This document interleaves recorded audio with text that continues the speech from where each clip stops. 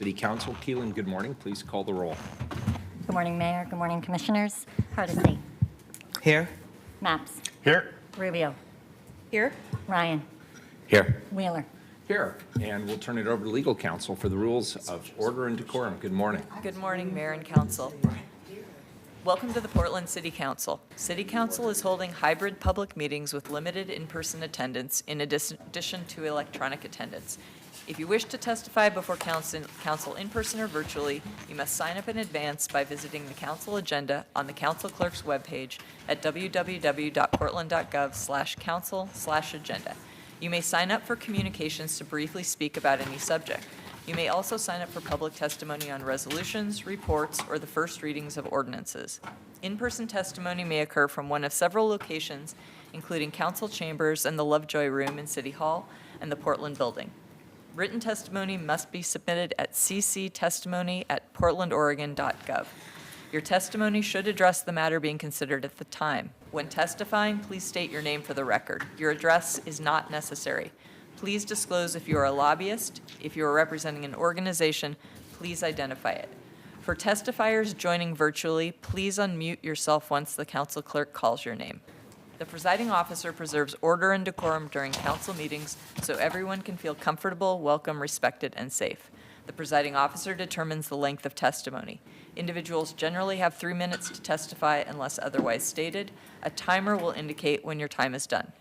Disruptive conduct such as shouting, refusing to conclude your testimony when your time is up, or interrupting others' testimony or council deliberations will not be allowed. If there are disruptions, a warning will be given that further disruption may result in the person being ejected for the remainder of the meeting. After being ejected, a person who fails to leave the meeting is subject to arrest for trespass. Additionally, council may take a short recess and reconvene virtually. Thank you. Very good. Thank you. First up is communications. First individual, please, Keelan, item number 604. Request of Alex Sarusi to address council regarding support for an ordinance prohibiting the sale of foie gras. Good morning. Good morning. Thank you all so much for allowing me to speak. My name is Alex Sarusi, and I'm the state policy manager for an organization called Mercy for Animals. We're a nonprofit dedicated to creating a more just and sustainable food system for all. On behalf of our over 1,000 Portland-based members, our active volunteers, and several staff members in Portland, I'm here to ask you to support a proposed ordinance to ban the sale of force-fed foie gras in the city. I recognize that over the last 6 months, you have been asked by countless Portland residents to introduce such legislation. So I'm here today for a second time to respectfully request that you do take action. Foie gras, what some consider a luxury food, is produced by force-feeding birds to create abnormally enlarged livers, and it's one of the most traumatic forms of animal cruelty. Our organization's undercover investigations have documented the systemic violence against animals in massive factory farms. Considering the fact that all animals are considered sentient beings capable of experiencing pain, stress, and fear under Oregon law, the humane treatment of animals is of particular importance to Portland residents. Significant opposition to the production of sale of foie gras has led to the enactment of similar legislation in places like New York City and California, and currently over 36 nonprofits and 50 Portland-based restaurants support this initiative. Portland's always been a leader in animal welfare, as you know, and it's really time to take action and get some legislation introduced. So again, I respectfully urge you to introduce an ordinance for the benefit of animals and the residents of Portland. Thank you so much for listening. Thank you, Alex. Appreciate your testimony. Next individual, please, 605. Request of Fatima Magamadova to address council regarding Division Street project safety issues. Good morning, Fatima. Good morning, Mr. Mayor and honorable commissioners. My name is Fatima Magamadova, the owner of Roman Russian Food Store. I'm going to be persistent about coming here as one more voice asking PIBA to be transparent, not to hide the facts and not to ignore our problems. I also come here as a minority employer with fully minority employees. In addition, we have 6,498 loyal customers who are discount card members in our grocery store. Most of these people are minorities. Furthermore, we have other customers who come here all the way from Eugene and all of Clark County. PBOT continues to ignore without any comment our design change that will greatly benefit to service our community. I'm now showing you again the design change that is very simple and very accommodating. And it's a simple left turn, and yet PBOT continues to refuse to explain their unwillingness to consider this change. When we asked Hillstrom why our segment was added to our regional project, her misleading statement was, "We added you a section for a better look and feeling of continuity of the median design from beginning to end." Continuity, really? We will allow a disparate impact on minority group because of continuity and better look? Think about that. After weeks of deflection from PBOT, we find in our research the real truth. And the truth is the skill in which PBOT overpromises the benefits of the money they want to receive, and then unwisely spending that money. The Division Street project design shows incredible incompetence, which is great irritation to the public. The PBOT culture gives us no confidence in their mistakes ever being corrected. If it's allowed to continue on Division Street, it will eventually become citywide disaster to our whole street system. To show you daily disasters, I'm taking you to Division and 119th intersection. I saw a minivan coming from the west attempting a U-turn that was impossible to do due to the street being too narrow. So minivan had to back up. As it was backing up, cars from opposite direction at full speed started to making their green left turn that nearly crashed into the backing up minivan. It was terrifying. Now, what also happened at the same intersection, the car was leaving mobile home, parking, home park. It was frustrated. There was no longer left turn, so the car turns left anyways, going to the wrong direction, to the wrong turnout pocket in opposite direction, taking a chance at the head-on collision. I see near disaster like this daily. Now consider more disaster that our emergency vehicles have to deal with. Look at this photograph from Division Street neighbor Vanessa Kate, and I'm going to read what she said. Driving down Division, the fire truck has to divert from 124th Division eastbound and had to come all the way to 130th and Division to find a spot low enough in the concrete dividers to make a U-turn, to then go westbound. The time it takes to find a spot to drive over could mean life or death. Again, these improvements on Division are dumb. Okay, Thank you. Thank you, Fatima. Next individual, please, 606. Request of Robert Butler to address council regarding Bureau of Transportation negligence. Good morning, Robert. Good morning, hardworking members of our city council and our distinguished mayor. I'm still impressed by him having the best education of any mayor that we ever had in Portland. Congratulations on that. So what we need to do is to follow the money. It's $200 million is what division has cost between PBOT and TriMet. That is just, I think that's more than the light rail project from Gresham to Portland. And the bus route is the same. It starts in downtown Portland and ends in Gresham. $200 million is absurd. And everything's been padded up to make that look, well, it looks like a hoax. Well, I want to talk to you about PBOT, the Portland bureaucracy of transportation. So one of the things that happened is we couldn't figure out how the trucks would get to and from the Roman-Russian market. And it's because you just don't go around the block. Across the street is a landfill. I mean, a big landfill. You just don't go around the block. You go around the landfill or whatever. So we asked, we never got an answer. This is a grocery store. Everything comes in by truck. They have probably 1,000 different stocking units on the shelves. Everything practically comes in by truck. Very important. How do you get here? How do you get out of here? No answer. Do you know what they finally said? You can have your truckers call PBOT. They can call me and I will give them advice on how to do it. the point is that PBOT is not a transportation department bureaucracy. It is a bureaucracy. It's not a transportation bureau. They don't care about what happens to trucks.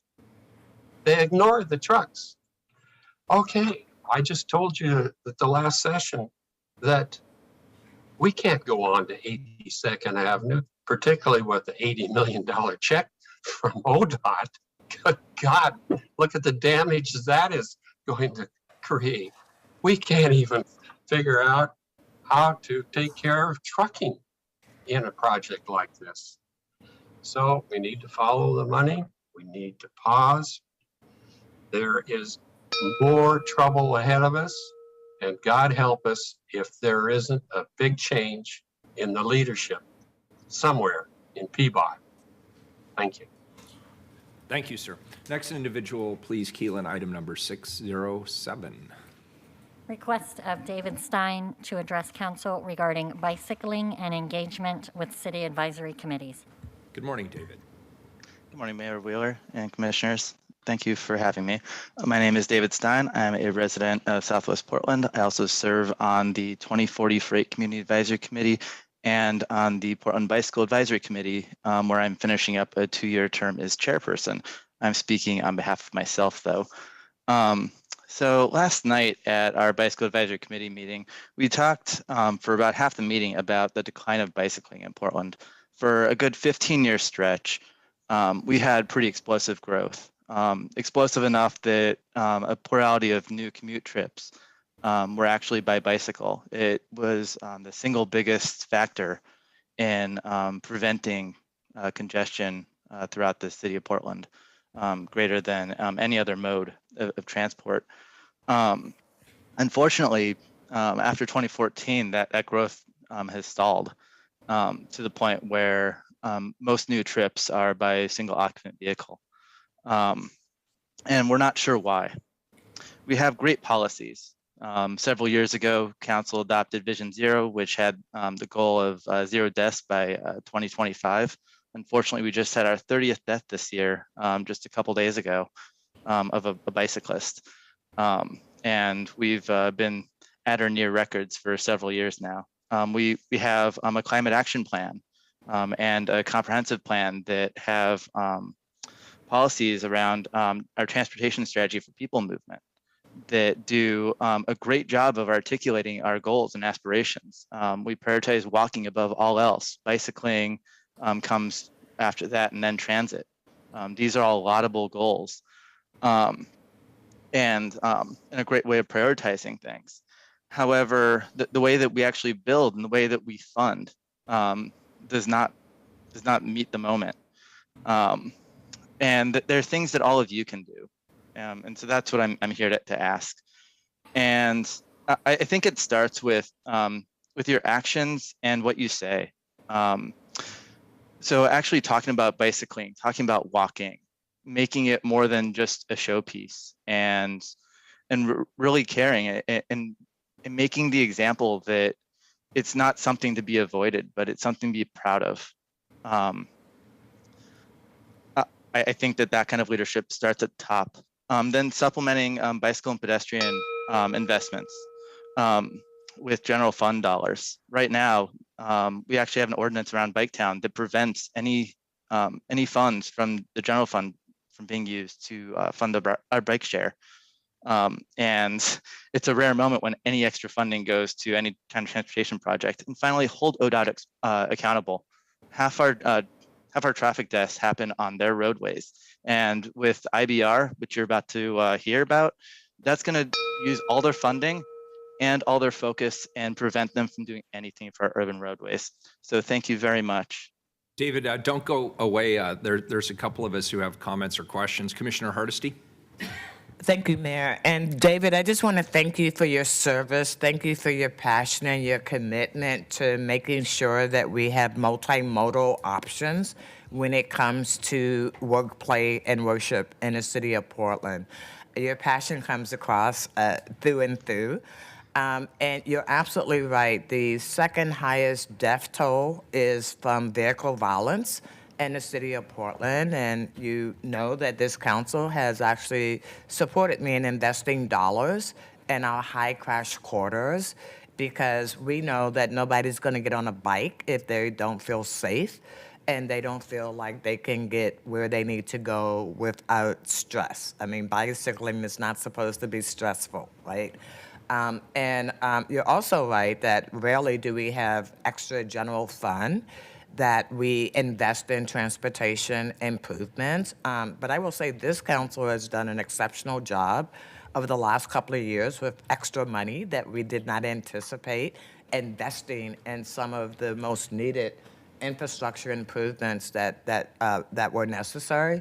And I just want you to know, it keeps me up at night understanding that we don't have the same focus on vehicle violence as we do on other kind of violence in our communities. So again, thank you so much for your leadership and your service to us. David, I also want to thank you for your incredible service. And I've been pondering the same question that your committee's been pondering. I am a cyclist. I cycle regularly enough that I recognize the street right behind you that heads down to Barber Boulevard off of Capitol Highway. I'm on that quite regularly. That is my main route to City Hall. And I've wondered, because the investments have actually improved in bicycle infrastructure. That's a good example right there of a separated bikeway. And I've often been puzzled by the fact that I'm frequently the only person on it.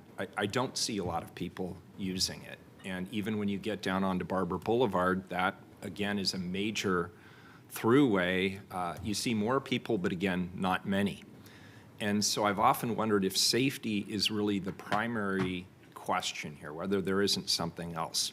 And I just don't know, but it certainly warrants more consideration. I agree with you, your general criticism that we should be more vocal, that we should do more around advocacy and supporting bicycle infrastructure and biking as a mode of transportation. I'll take that challenge up. I agree with you, and I think that's good advice, and I appreciate it.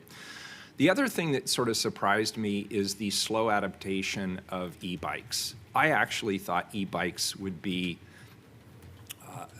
adopted as a viable alternative to vehicles, at least for shorter routes, much more quickly. And I thought it would make a bigger difference in Portland than in other cities, because frankly, one of the reasons people don't bike is this is a very hilly city.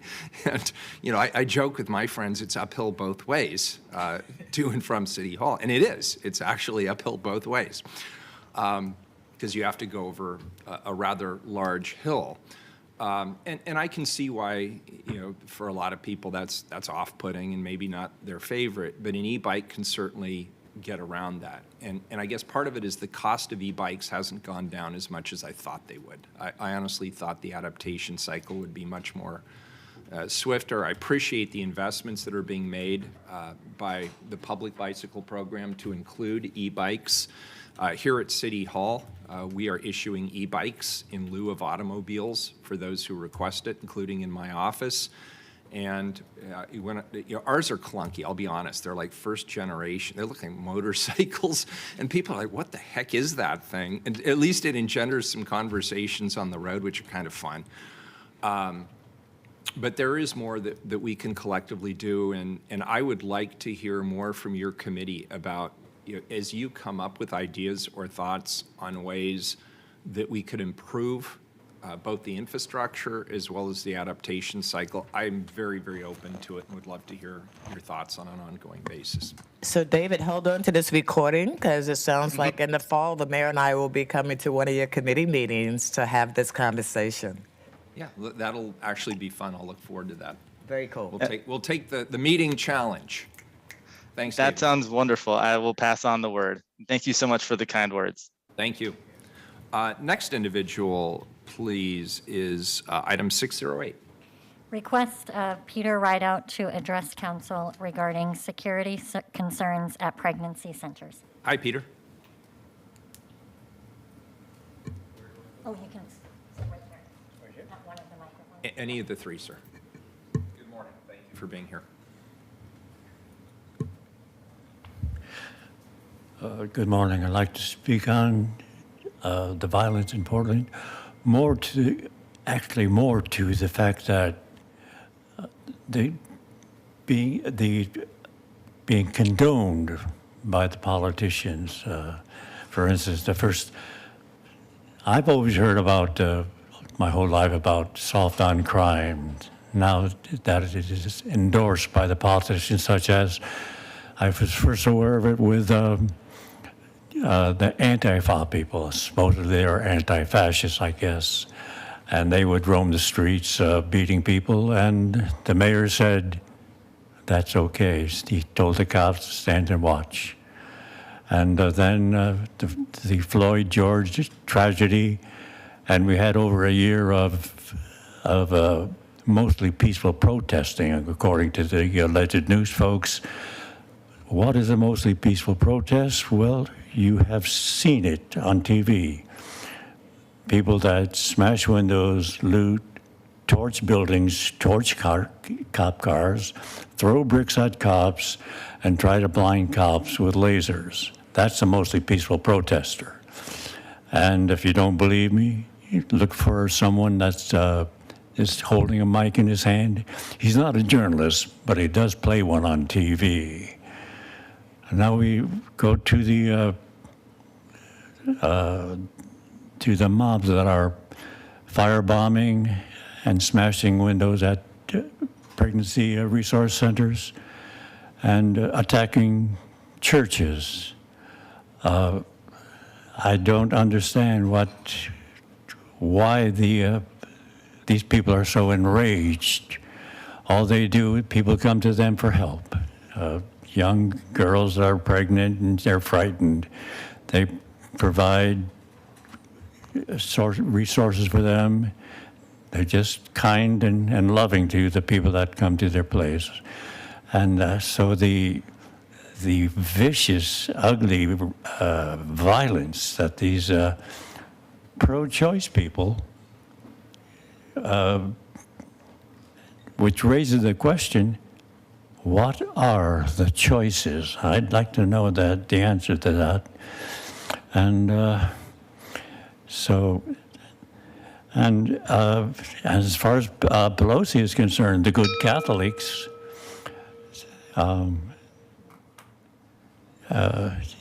her silence is deafening.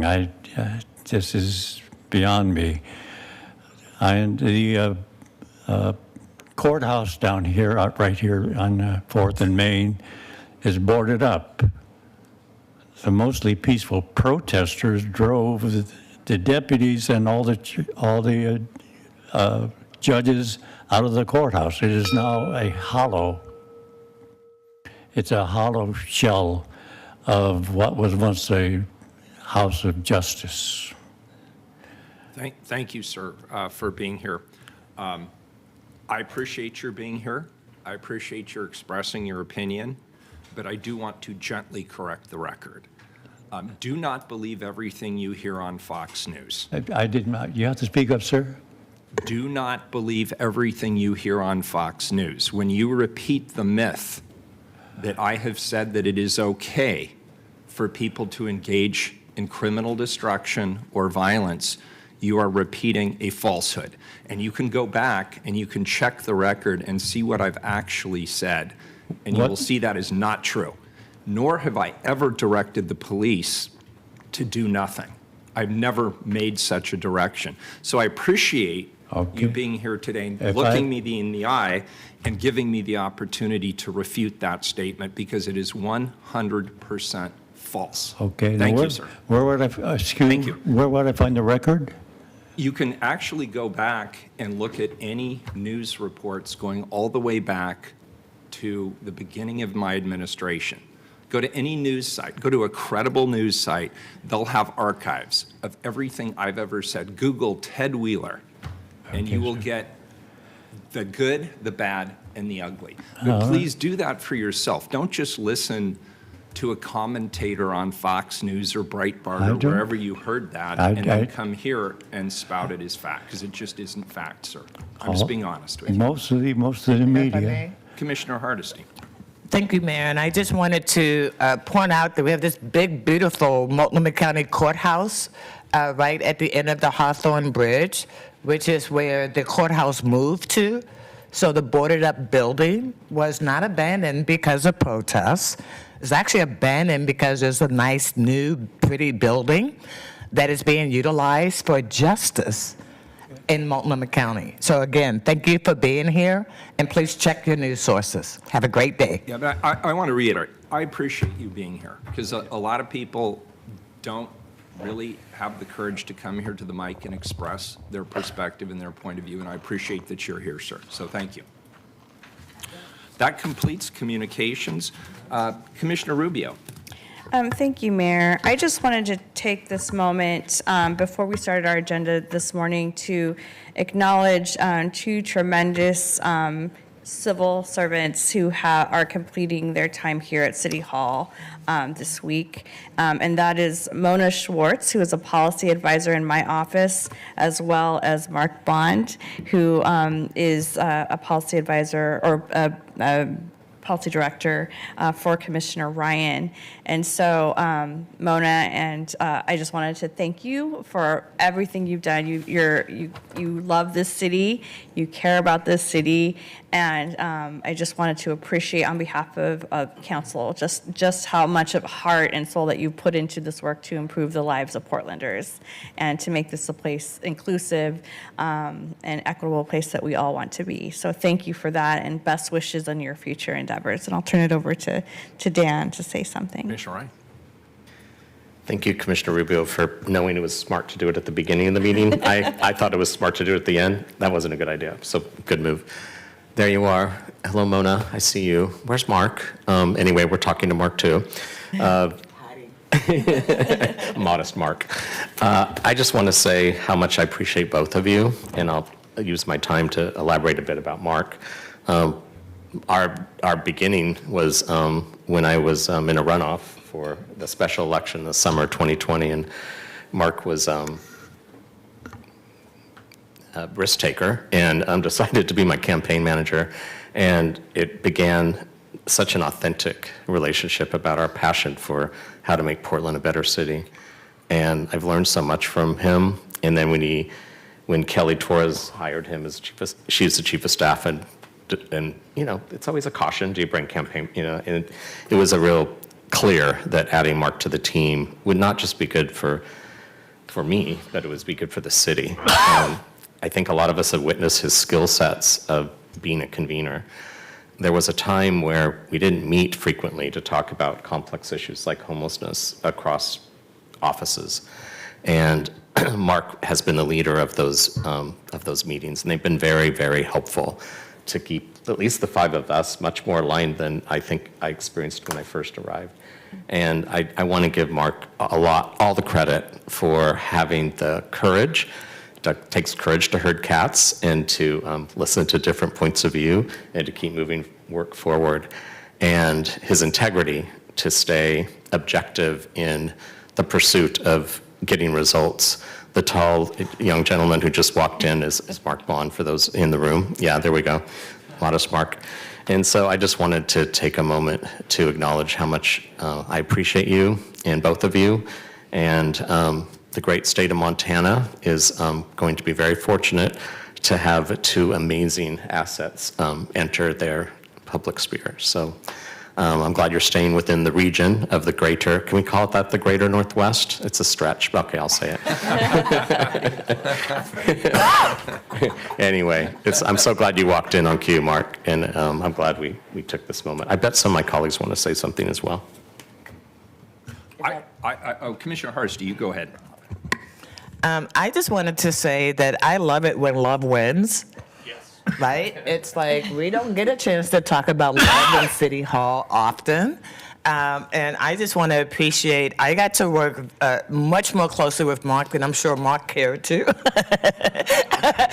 And Mona has been just absolutely phenomenal. But I just want to say, I just love that love has ruled the day at City Hall. And two very special people are going to be together and make their home in Montana. This is not a place that people normally talk about love. but I wanted to make sure that that was something that we talked about today. So I congratulate you both and your families, and we look forward to seeing what fabulous blue changes you make in the fabulous state of Montana. I just want to add my congratulations to both of you. Thank you for your service here. You've both done a terrific job. And I think this also illustrates Commissioner Hardesty. I heard a podcast the other day, and the host of the podcast insisted that none of us get along. And I thought that was just really weird. And we certainly have vociferous disagreements, yes, we do. But we actually get along really well. And a part of that, of course, is the fact that our staffs are professional, and they work together, and they interact, and they put in really, really long hours, and they're constantly managing whatever the crisis du jour happens to be, and it's usually crises du jour in this environment. We're losing two great ones here. Mona and Mark, we're going to miss you. Your absence will most certainly be felt here at City Hall by all of us here on the dais and all of our teams as well. And we wish you the very best of luck. I think Montana is a cool state. It's one of the most beautiful places. The outdoors environment there is incredible. Your fly fishing skills will improve markedly, or you will be shamed for it. And I just know you're going to have a great life. So I wish you all the very, very best on behalf of all of us here in the city of Portland, and congratulations to you. Thank you. And Mr. Mayor, if I may, Please. I just want to join everyone on council and frankly everyone in the building in expressing my appreciation and gratitude to Mark and Mona for your friendship and your partnership and your service to our city. Truly irreplaceable, but we're really glad to see you launch and go on to, I won't say bigger and better things, but new and different things. So thank you very much, and good luck. And please come back and visit us soon. Thank you both. Thank you, Commissioner. Thank you, Commissioner. Have any items been pulled off of the consent agenda? One item, 611. 611, please call the roll on the remainder of the consent agenda. Hardesty. Aye. Maps. Aye. Rubio. Aye. Ryan. Aye. Wheeler. Aye. The consent agenda is adopted. To the first time certain item, please. That is item number 609, time certain resolution. Endorse the modified locally preferred alternative for the Interstate Bridge Replacement Program with conditions. Commissioner Hardesty. Thank you, Mayor, and thank you, colleagues, for devoting time over the last few months to learn about the progress that we've made and to help advance the city's priorities in the Interstate Bridge Replacement Program. Today, we are asked to vote on a resolution that would have the City of Portland join by state partners in endorsing the modified locally preferred alternative. This has been and continues to be a challenging project, but I am happy to have reached a regional compromise at this point in the process. There are a few important aspects of this modified LPA that demonstrates this compromise is a shared commitment to make sure whatever is built reflects our community's values. The project will include a light rail extension to Vancouver and a dramatic increase in public transit service for a large portion of our region. We are encouraged by the approach to reduce the impact of I-5 on Hayden Island, creating an opportunity to restore the local street grid. New local access to and from Hayden Island will keep local traffic off the highway. This is a great outcome for the island and our city.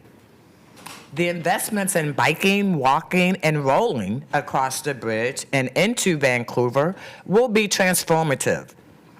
And we've reached agreement for providing no more than one auxiliary lane in each direction on the I-5 over the Columbia River. A significant accomplishment in our effort to address and fight climate change. But perhaps the greatest achievement of this project so far is something less tangible than a light rail train or a highway lane. We have achieved a historic agreement among 2 cities, 2 metropolitan planning organizations, 2 ports, 2 transit agencies, 2 state agencies, state departments of transportation, and 2 state departments of transportation. Anyone who knows the history of the efforts to replace the I-5 bridge over the last couple of decades knows that how critical that agreement is for this project to move forward. As I said before, it's important to remember the interstate bridge replacement is not a City of Portland project. It's not how Portland would have invested this much money into transportation systems, but it is a project prioritized by 2 states and their governors with federal support to address an undeniable need for earthquake resiliency. Our job as a city has been to help the state make a project that does not undermine the City of Portland's goals, and this LPA does that. I want to make sure to point out that we have attached conditions of approval to our endorsement of the LPA that make clear to the IBR program what our requirements and expectations are moving forward. Around the ongoing process and community engagement and how to implement the stated climate and equity commitments and accountability that this council and our partners want. There's more work to be done, and let's be clear, we wouldn't have come this far if it wasn't for the young climate activists and other community volunteers who have helped hold this project accountable. To the many volunteers on Portland advisory boards that have provided testimony and input to help inform our action here today. We need to continue to listen to these voices in the next stage of this process, and I am committed to doing that.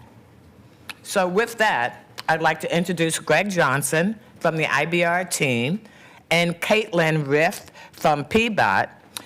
Greg, take it away. Good morning, Commissioner Hardesty, Mr. Mayor, members of the Portland City Council. It's my pleasure to be here to give you a very short presentation on where we are at and what we have been doing over the last number of months. So we are at a key point in the program that demonstrates alignment between the partners, and that comes in the form of a locally preferred alternative. So we put forth this locally preferred alternative back in early May, and we have been listening to the partners, to the boards and councils, and taking their input as we are seeking to shape this program and take it to the next phase. So if we can go to the next slide, please. So once again, we have been listening, and we have been making appearances before numerous boards and councils, and they have been giving us feedback on things that are important to them. We have been tracking and creating a database for all of these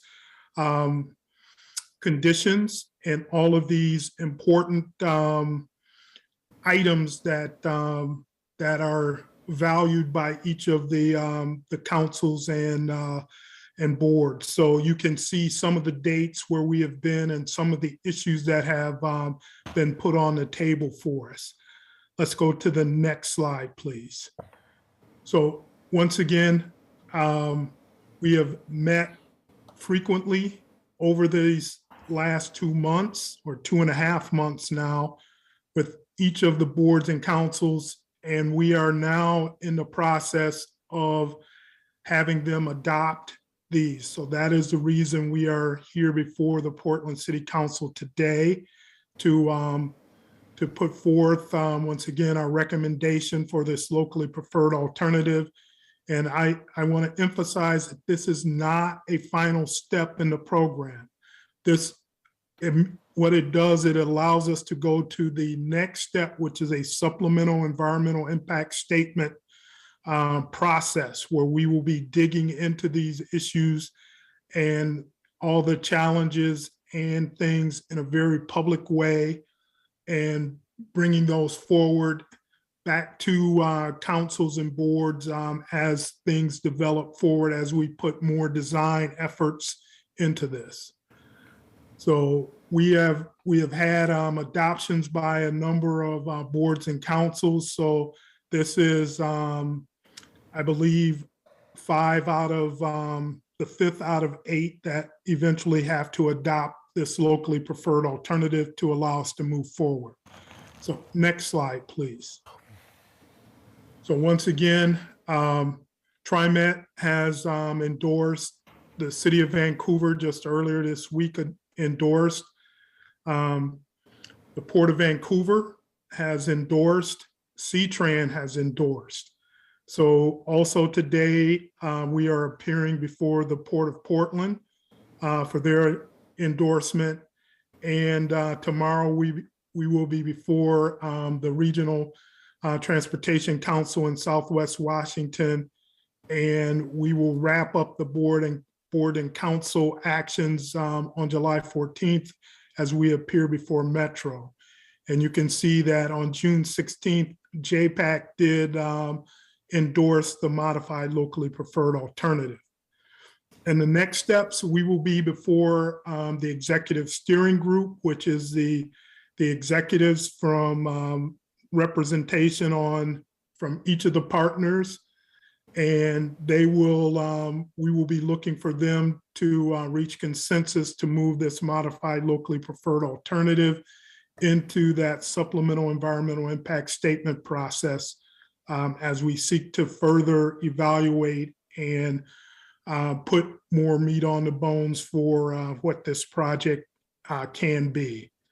And finally, later that day, we will have a convening of the Bi-State Legislative Committee, and we will be looking for them to acknowledge this step to move this into, once again, the supplemental environmental impact statement process.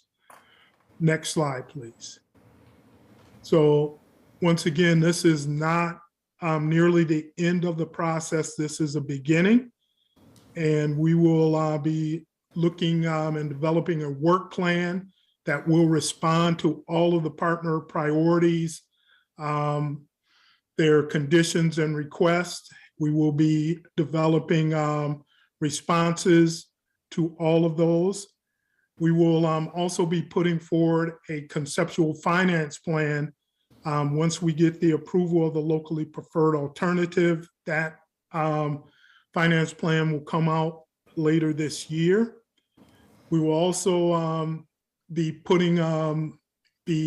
taking a funding package in front of the Oregon legislature in 2023.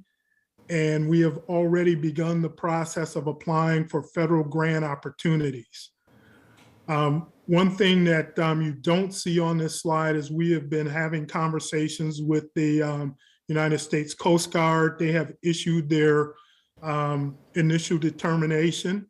And once again, this is a step in a lengthy process where they have told us the needs for traffic on the river. And we are very respectful of their position. And as we are seeking to create a solution not only for river traffic, but also for folks who travel by bike, by foot, by car across the river. So we have more opportunities for discussion as we move forward. Other things, we will continue our robust community engagement. This is mandated as part of the federal environmental review process, but it's something that we also take very seriously, and we have been putting a great amount of effort forward, and at this point have talked to over 35,000 individuals and different touches to the program in the last year and a half. We also know that we will be developing more design details. We heard clearly from the mayor and City Council that they want to see more details such as bridge configuration, aesthetics, urban design. So we will be looking at all of these issues as well as active transportation facility transit details. And once again, if we can hold our schedule, we anticipate beginning construction in late 2025, early 2026. So with that, I will take any questions or concerns that you may have. Greg, I think we're going to jump into the PBOT presentation and then go to council discussion. Thank you, Caitlin. Thank you.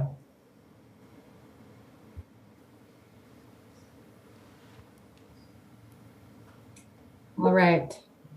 Thank you, Administrator Johnson and Commissioner Hardesty. Good morning, Mayor Wheeler and City Council. I'm Caitlin Reff, Major Projects and Partnerships Manager at PBOT.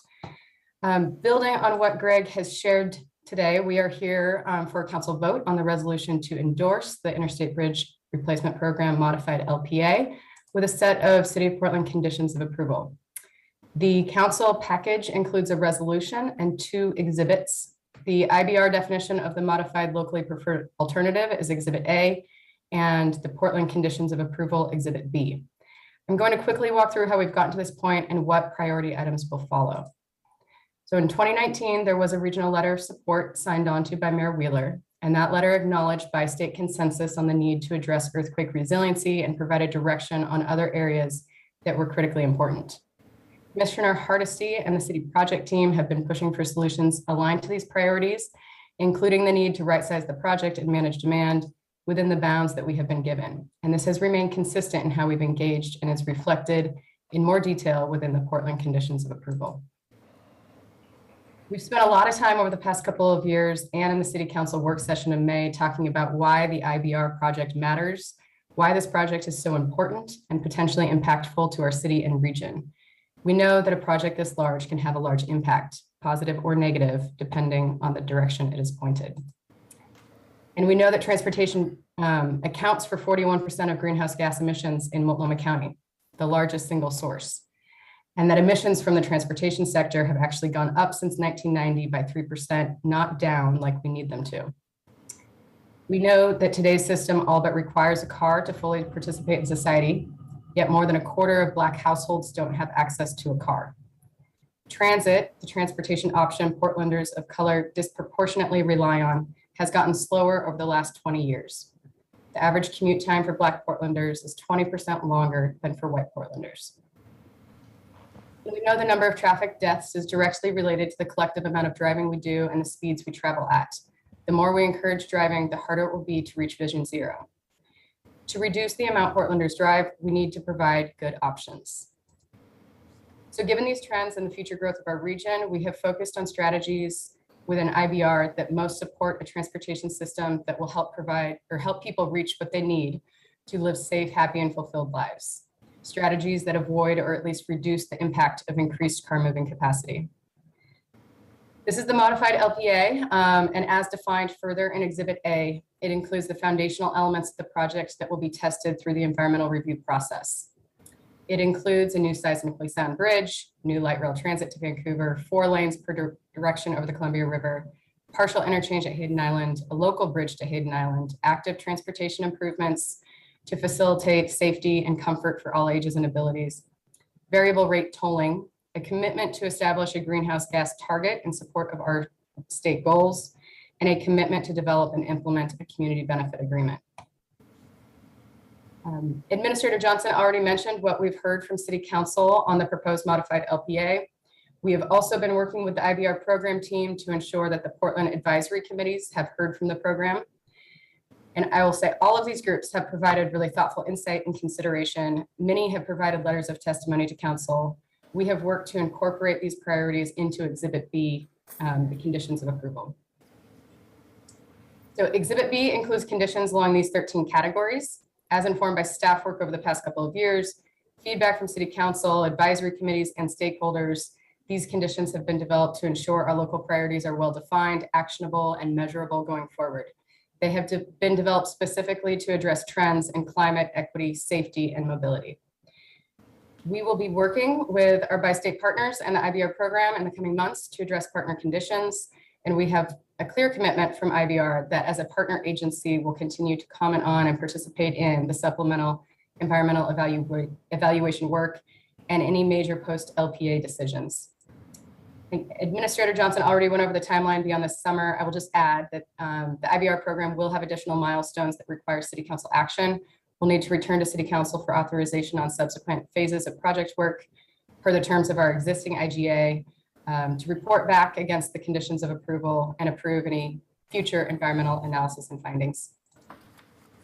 With that, thank you. And that concludes the presentation portion. Item. Mayor, back to you. All right, very good. Colleagues, any questions at this point? I've got just, Dan, did you have some? Go ahead. There's a condition of approval. Do we do that now or later? You can do it now or later.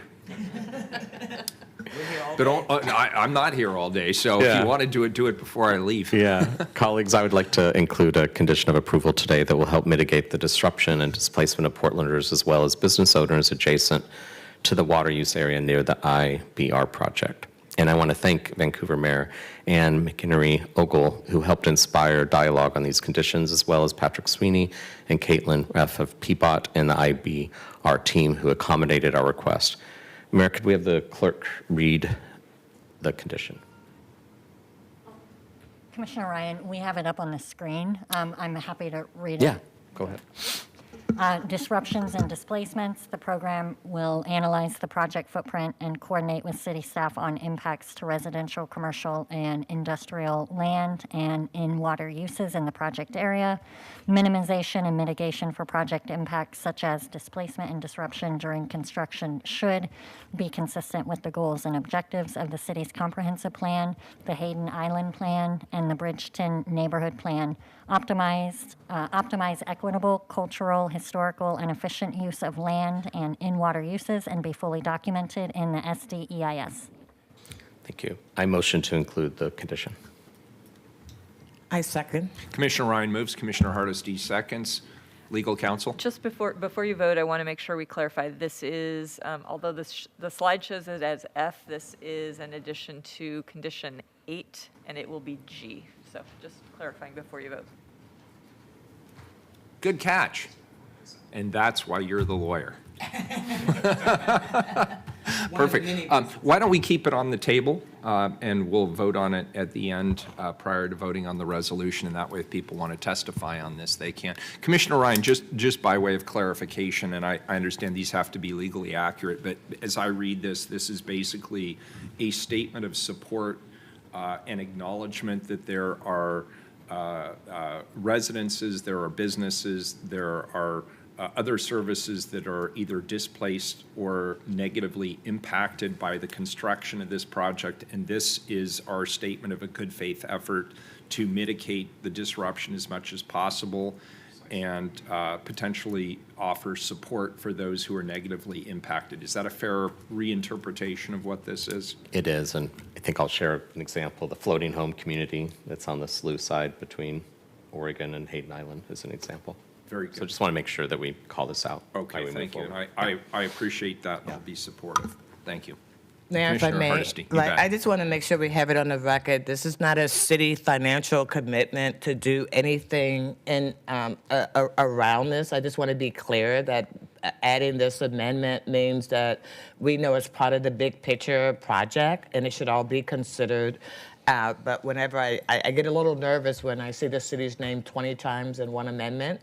And I just want to make sure the implication is not the city's taking on the burden of making this happen, but the project is. All right, thank you for clarifying that on the record, Commissioner. I had a question for staff, and it relates to some of the most recent conversations between the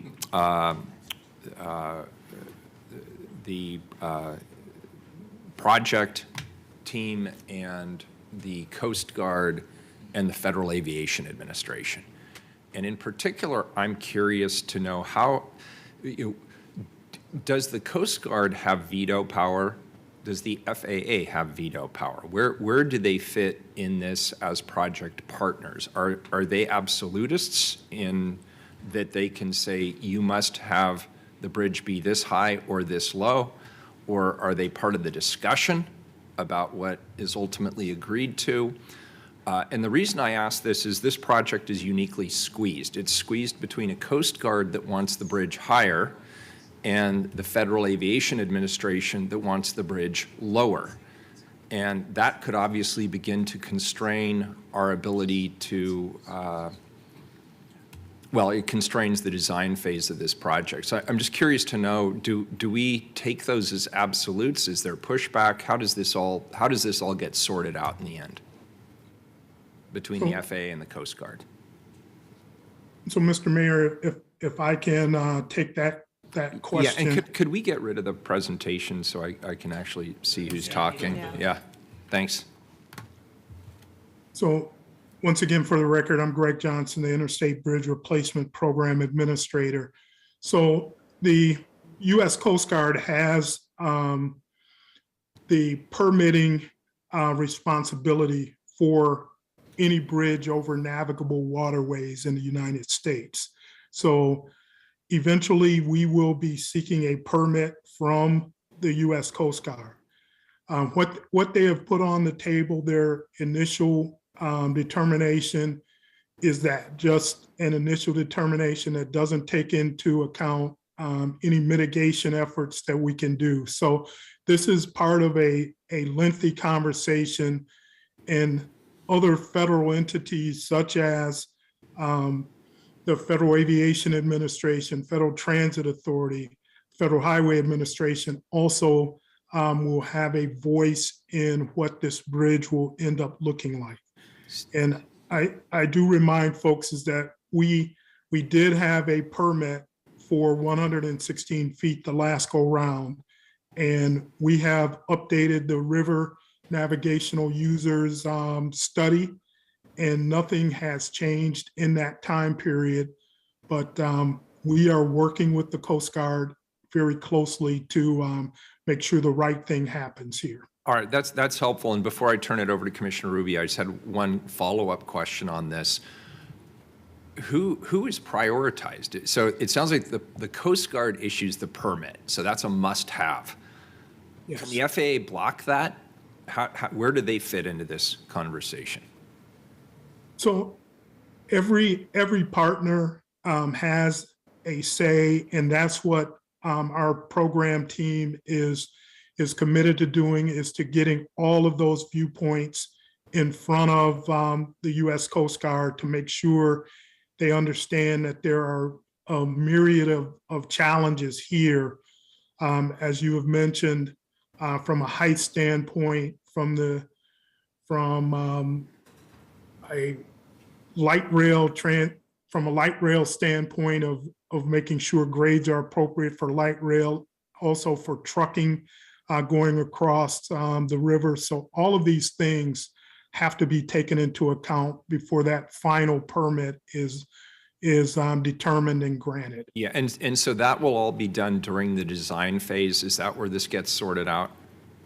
Yes, we won't be looking for a permit from the Coast Guard until 2025 or 2026. So there will be time for discussion and all of these mitigation efforts that we have engaged in to be put on the table for the consideration by the Coast Guard. All right, and just one final question, then I promise I'll turn it over to Commissioner Rubio. Who's the decider here? At the end of the day, if there is a dispute between the FAA and the Coast Guard, who steps in? Is it the president? Is it the chair of the Senate Transportation Committee? Who is the decider? Who resolves the conflict?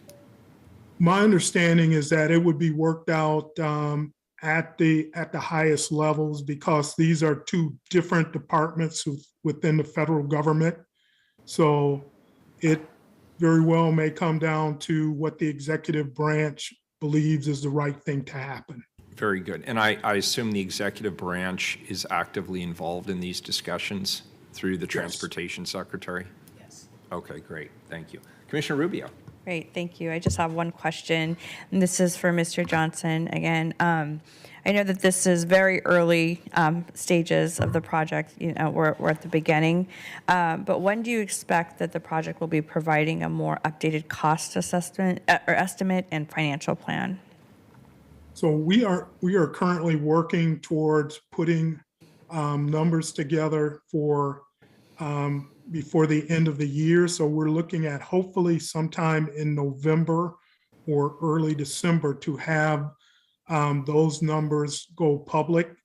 We're looking at cost escalations that we're seeing in the construction industry that has impacts. We're also looking at making this reflective of what the locally preferred alternative pillars that are being agreed upon, that these costs are reflective of that. So we are hoping, once again, before the end of the year to have narrowed this ballpark of costs down very carefully by November, December timeframe. Thank you. Public testimony. How We many have people? we have 11 people signed up. 11? Okay, great. 3 minutes each, please. Name for the record any of the 3 microphones, and you don't need to move them. I think they're in the right positions. That's great. First up, we have Chris Smith. Good morning, Mayor Wheeler, members of council. I am Chris Smith, and City Code requires me to tell you that I'm a registered lobbyist for the No More Freeways Coalition. No More Freeways, in turn, is part of the Just Crossing Alliance, which is an alliance of 27 environmental, climate, and environmental justice organizations that have come together to get the most sustainable and equitable outcomes possible from this project. I want to emphasize that we are project supporters. Our goal is to shape this project. We recognize the necessity of getting transit and active transportation across the river. We're also cognizant of the seismic resilience issues that we're trying to address with this. I want to thank Commissioner Hardesty for her work on the executive steering group in getting the important accomplishments of a single auxiliary lane and getting transit across the river. Of course, we still think that's 1 lane too many, but we will continue to work that issue during the EIS process. I want to talk to you today about our concerns at this stage, which is having only a single alternative analyzed in the EIS. We believe that the current recommended LPA with what we call the tall bridge is challenging for several reasons. One is that the grades involved in getting to 116 feet or higher than that will make active transportation impractical. We'll also have issues for freight. And the monolithic nature of this big structure would make it very difficult to phase the project, which is an important financial consideration. The famous quote is that those who cannot remember history are doomed to repeat it. So I want to run through some of the history on this project and how it's relevant to our current moment. Mayor Wheeler, you played an important role in the history here as state treasurer. You assessed the risk of the finance plan, and that was one of the key considerations the last time around. Another key piece of history is that the 2 governors last time assembled an expert panel. One of the recommendations of that expert panel was to break the project into phases so it would be easier to finance. We don't have a finance plan yet, but we don't see a clear path to phasing, and that concerns us. And then, of course, there's a lot of history with the Coast Guard. Last time around, the project assured us they could get a permit at 95 feet. They couldn't. The Coast Guard forced them to go to 116. That cost us a year and many millions of dollars in redesign. This time around, we have a similar standoff. It's a little bit different because after the last debacle, the Coast Guard and the Federal Highway Administration rewrote their MOU on how to do these projects. That's why we have a navigation assessment before the EIS instead of afterwards. The Coast Guard points out that vessels have gotten larger. The latest generation of tugs is now 130 feet. I think the Coast Guard has real substantive reasons for wanting a greater clearance. We'd like to see that done with a lower structure and either a lift segment or a tunnel to accommodate that. Thank you very much. Thanks, Chris. Next up, we have Ada Crandall. Good morning. Thank you for being here.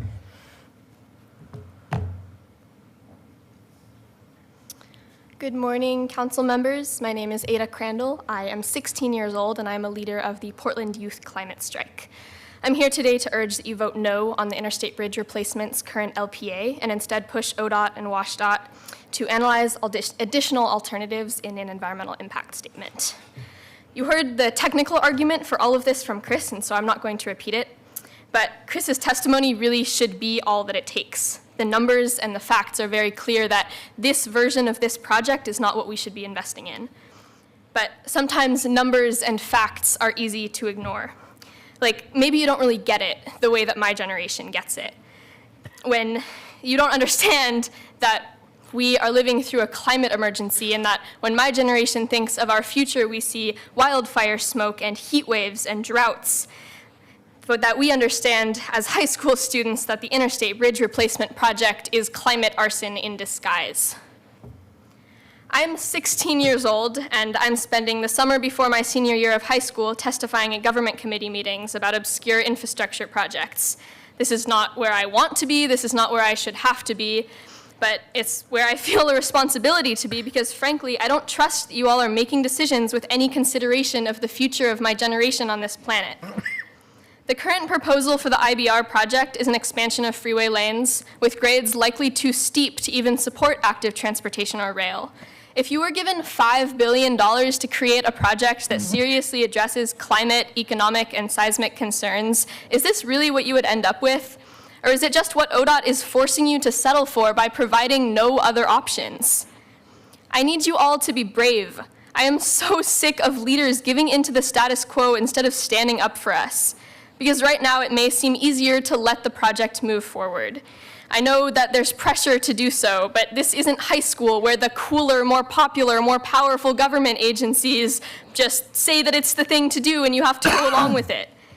Because 10, 20 years into the future, when the bridge is highly congested once again because of induced demand, and our state is ravaged by wildfires and heat waves because of your inaction on climate, you're going to regret it. So I'm going to ask you right now, do you believe that as city leaders, you have the responsibility to take bold and urgent action to stop the climate crisis? Raise your hands.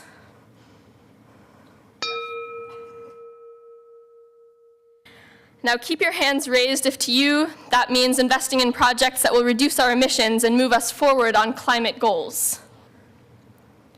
Now put your hand down if you've been tricked by IBRP into thinking that this project is some magical exception to that rule, where for the interstate bridge, it's actually somehow okay to add lanes and increase emissions in a time when we should be doing everything we can to lower them. We need you to be climate leaders. We need you to vote on this project like your constituents' futures depend on it, because they do. Don't commit climate arson. Vote no on the current LPA. Thank you for your time. Thank you. Next up, we have Soren Garber. Good morning, Council. My name is Soren Garber. I'm a Southwest Portland resident. I'm an appointed member of the Portland Freight Committee. In the past, I was on the Portland Pedestrian Committee, the Streetcar Advisory Committee, as well as the Sidewalk Obstructions Task Force. And I'm a transportation planning consultant. I'm very grateful that Commissioner Hardesty has brought this resolution to you because I fully support the modified LPA for the IBR project and encourage the council to pass the resolution to not only demonstrate their approval so the long process can replace, so we can get started on the long process to replace the interstate bridge. I also want to counter an argument made by some critics of the project that the auxiliary lanes will induce more traffic demand because they will improve travel time so much that they will attract more motorists. In my 40-year career, yes, I'm still working, and careful review of the literature, there's never been a serious analysis that validates that hypothesis. Auxiliary lanes do not encourage more people to drive, and I was curious about the comments made, so I did my own independent research. That is, nobody asked me to do it and nobody paid me to do it. ODOT, when I did the analysis in 2020, ODOT had installed 17 freeway auxiliary lanes in the region, and 12 of them had enough information that I could do an analysis of whether they induced traffic. 5 were too new to have available traffic data. Anyway, I found that traffic increased by less than 1% at 8 of the locations after construction in comparison to the 5-year period prior to construction. During that same period around those locations, population and employment exploded by a much, much higher percent. In the 4 other locations, traffic volume actually decreased. The auxiliary lanes are, if you've driven this area, you know the auxiliary lanes are designed to make life more comfortable for motorists entering and exiting the freeway. They're very, very, they feel unsafe. They don't attract more traffic. Thank you so much. Thank you for your testimony. Appreciate it. Next up, we have Diane Miesenhelter. Good morning, Diane. Welcome. You might want to not do those studies on 2020 in the middle of the pandemic. I wouldn't quite trust those results. My name's Diane Miesenhelter. I've lived in inner Northeast for 34 years, and dire predictions issued this spring by the world's best climate scientists indicate that if we do not cut emissions in half by 2030, millions of people and species will experience unthinkable consequences. Frontline communities suffer the most from climate chaos, as we've already witnessed. The most recent EPA National Air Toxicity Assessment shows I-5 and 205 among the most dangerously polluting highways in the U.S., and the Cascadia Action Environmental Justice Report documents the severe health inequity impacts from these highways and an overconcentration of polluting industries in Northeast Portland. Without expanding the number of lanes and vehicle miles traveled, ODOT could use federal funds to create jobs and take reparative harm reduction steps, mitigating the pollution affecting surrounding neighborhoods, mitigating for earthquake and flood safety, and adding efficient, electrified, free, or low-cost mass transit options and bike pedestrian lanes, thereby expanding jobs and economic benefits for minority contractors and businesses. Each additional mile of highway lane increases CO2 emissions by more than 100 to 186,000 tons over the time frame we have to get to zero emissions. We need to use congestion pricing and decrease, not increase, vehicle miles traveled, as multiple studies show that expanding freeways add to induced demand and does not reduce congestion. Also, is the IBR at the lowest Green Roads bronze level, like the proposed Rose Quarter, and if so, why?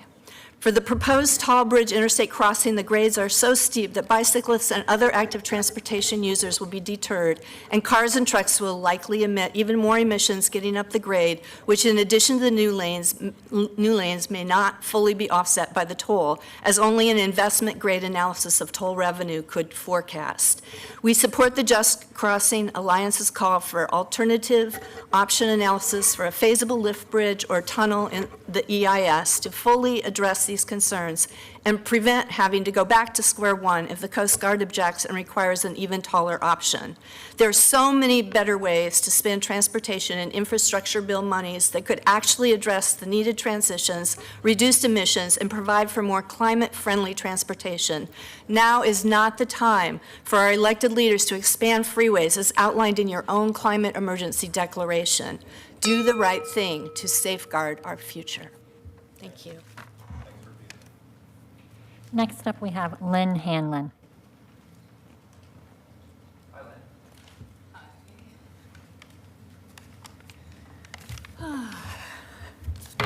It's early. My name is Lynn Hanlon, and I live and work in outer Southeast Portland. Our window is closing. The climate emergency is already here, and time is running out to act. These are words from the City of Portland on a recent document. These are your words. If you really believe this and care about it, why on earth are you considering approval of the Interstate Bridge Replacement Tall Bridge Plan? This is a freeway expansion. No matter how you dress it, we're adding lanes, more cars, and more vehicle miles driven. This is going to add more pollution to the area, and of course, it's going to further fuel the climate crisis. And Obviously, another issue is the height of this thing, and I think maybe a close conversation with Chris and his knowledge about what the Coast Guard is doing and has done in the past. I think you are maybe being deceived by ODOT, or maybe people are just not sure of what they're doing, because this bridge is going to be crazy tall. And it's going to make it very, very hard for bicyclists to get up and over that sucker. Only the hardiest cyclists are going to make it over. And of course, it's going to be harder for trucks and cars to get over. They're going to be spewing more carbon because of that. And walking over it may not be super fun either. So why not do it right? And instead of approving this thing now with all these issues, consider alternatives with the lift in the middle, as Chris was saying. And we do need a project. This bridge needs to be replaced, earthquake issues, and we need public transit that actually goes over the river. I'm really glad that y'all at least managed to get that in there. That's incredibly important. But we can't be adding lanes. Adding lanes, not good. And the height is really problematic. I know that there's not a lot of people here to testify today. There's a lot of people I know that wanted to be here, but for various reasons, they couldn't get here. That doesn't mean they don't care. They just expect their elected officials to act on their behalf. And when the city declares a climate emergency and says that more traffic is bad, then we need to actually deal with it. So do the right thing, listen to your own words. The time to act is now, and widening this freeway is exactly the wrong action. We need less lanes of cars, not more. We need more public transit, bike and pedestrian options. And if the younger generations and generations to come are going to have a hope in hell of a livable future, it means that you all have to act and maybe not listen quite so closely to ODOT, because ODOT and PBOT have been deceptive in the past. The Department of Freeways is not the department to trust in this area. So replace the bridge, but do it right, and consider the better option. And I would say, talk to Chris. So thanks. Next up, we have Noel Studer. Welcome. Thank you, Mayor Wheeler, Commissioners Hardesty, Rubio, Maps, and Ryan. My name is Noelle Studer, and I woke up an angry mother today because I can't imagine voting yes on ODOT's single option freeway widening proposal. Freeway widening is inherently at odds with Portland's first condition of approval on climate and environment. When we vote and volunteer for your campaigns, we hire you to be our wise surrogates in shopping for public improvements. I'm teaching my children how to shop, comparing alternatives to get the best value and outcomes. No one buys anything, from a toothbrush or shoes to finding an apartment or house, if you're so lucky, without looking at multiple options, sizes, functionality, and how long it will meet your goals for the future. No one buys anything without knowing the price. And I appreciate Commissioner Rubio's question about this earlier. When options are limited, smart shoppers pause and wait until a better selection is available. Despite smooth words, ODOT is a known dinosaur. The agency is still in the business of unlimited expansion with a focus on moving vehicles instead of people and freight. Until this shifts, ODOT's MO will always be at odds with our survival. So why buy into the single option that they're selling you? You are the customer, and the customer has the power to demand quality and look out for the health of the least among us. Freeway widening increases energy use. Tailpipe particulates harm communities along I-5, and carbon dioxide is a global pollutant. Expand freeways, and you'll have climate-induced deaths on your hands from here all the way to Bangladesh. Before you vote, please pause and ask yourself 3 questions. How could we use our bonding power to retrofit our community for climate reality if a more modest bridge proposal were planned? What would a planful, advanced society such as Denmark or Germany that believes in analysis do? And since there's no longer any real division between church and state, what would Jesus do if he were in your shoes? For God's sake, for children and for all of creation, please withhold approval for the interstate bridge single alternative. Thank you. Thank you, Noel.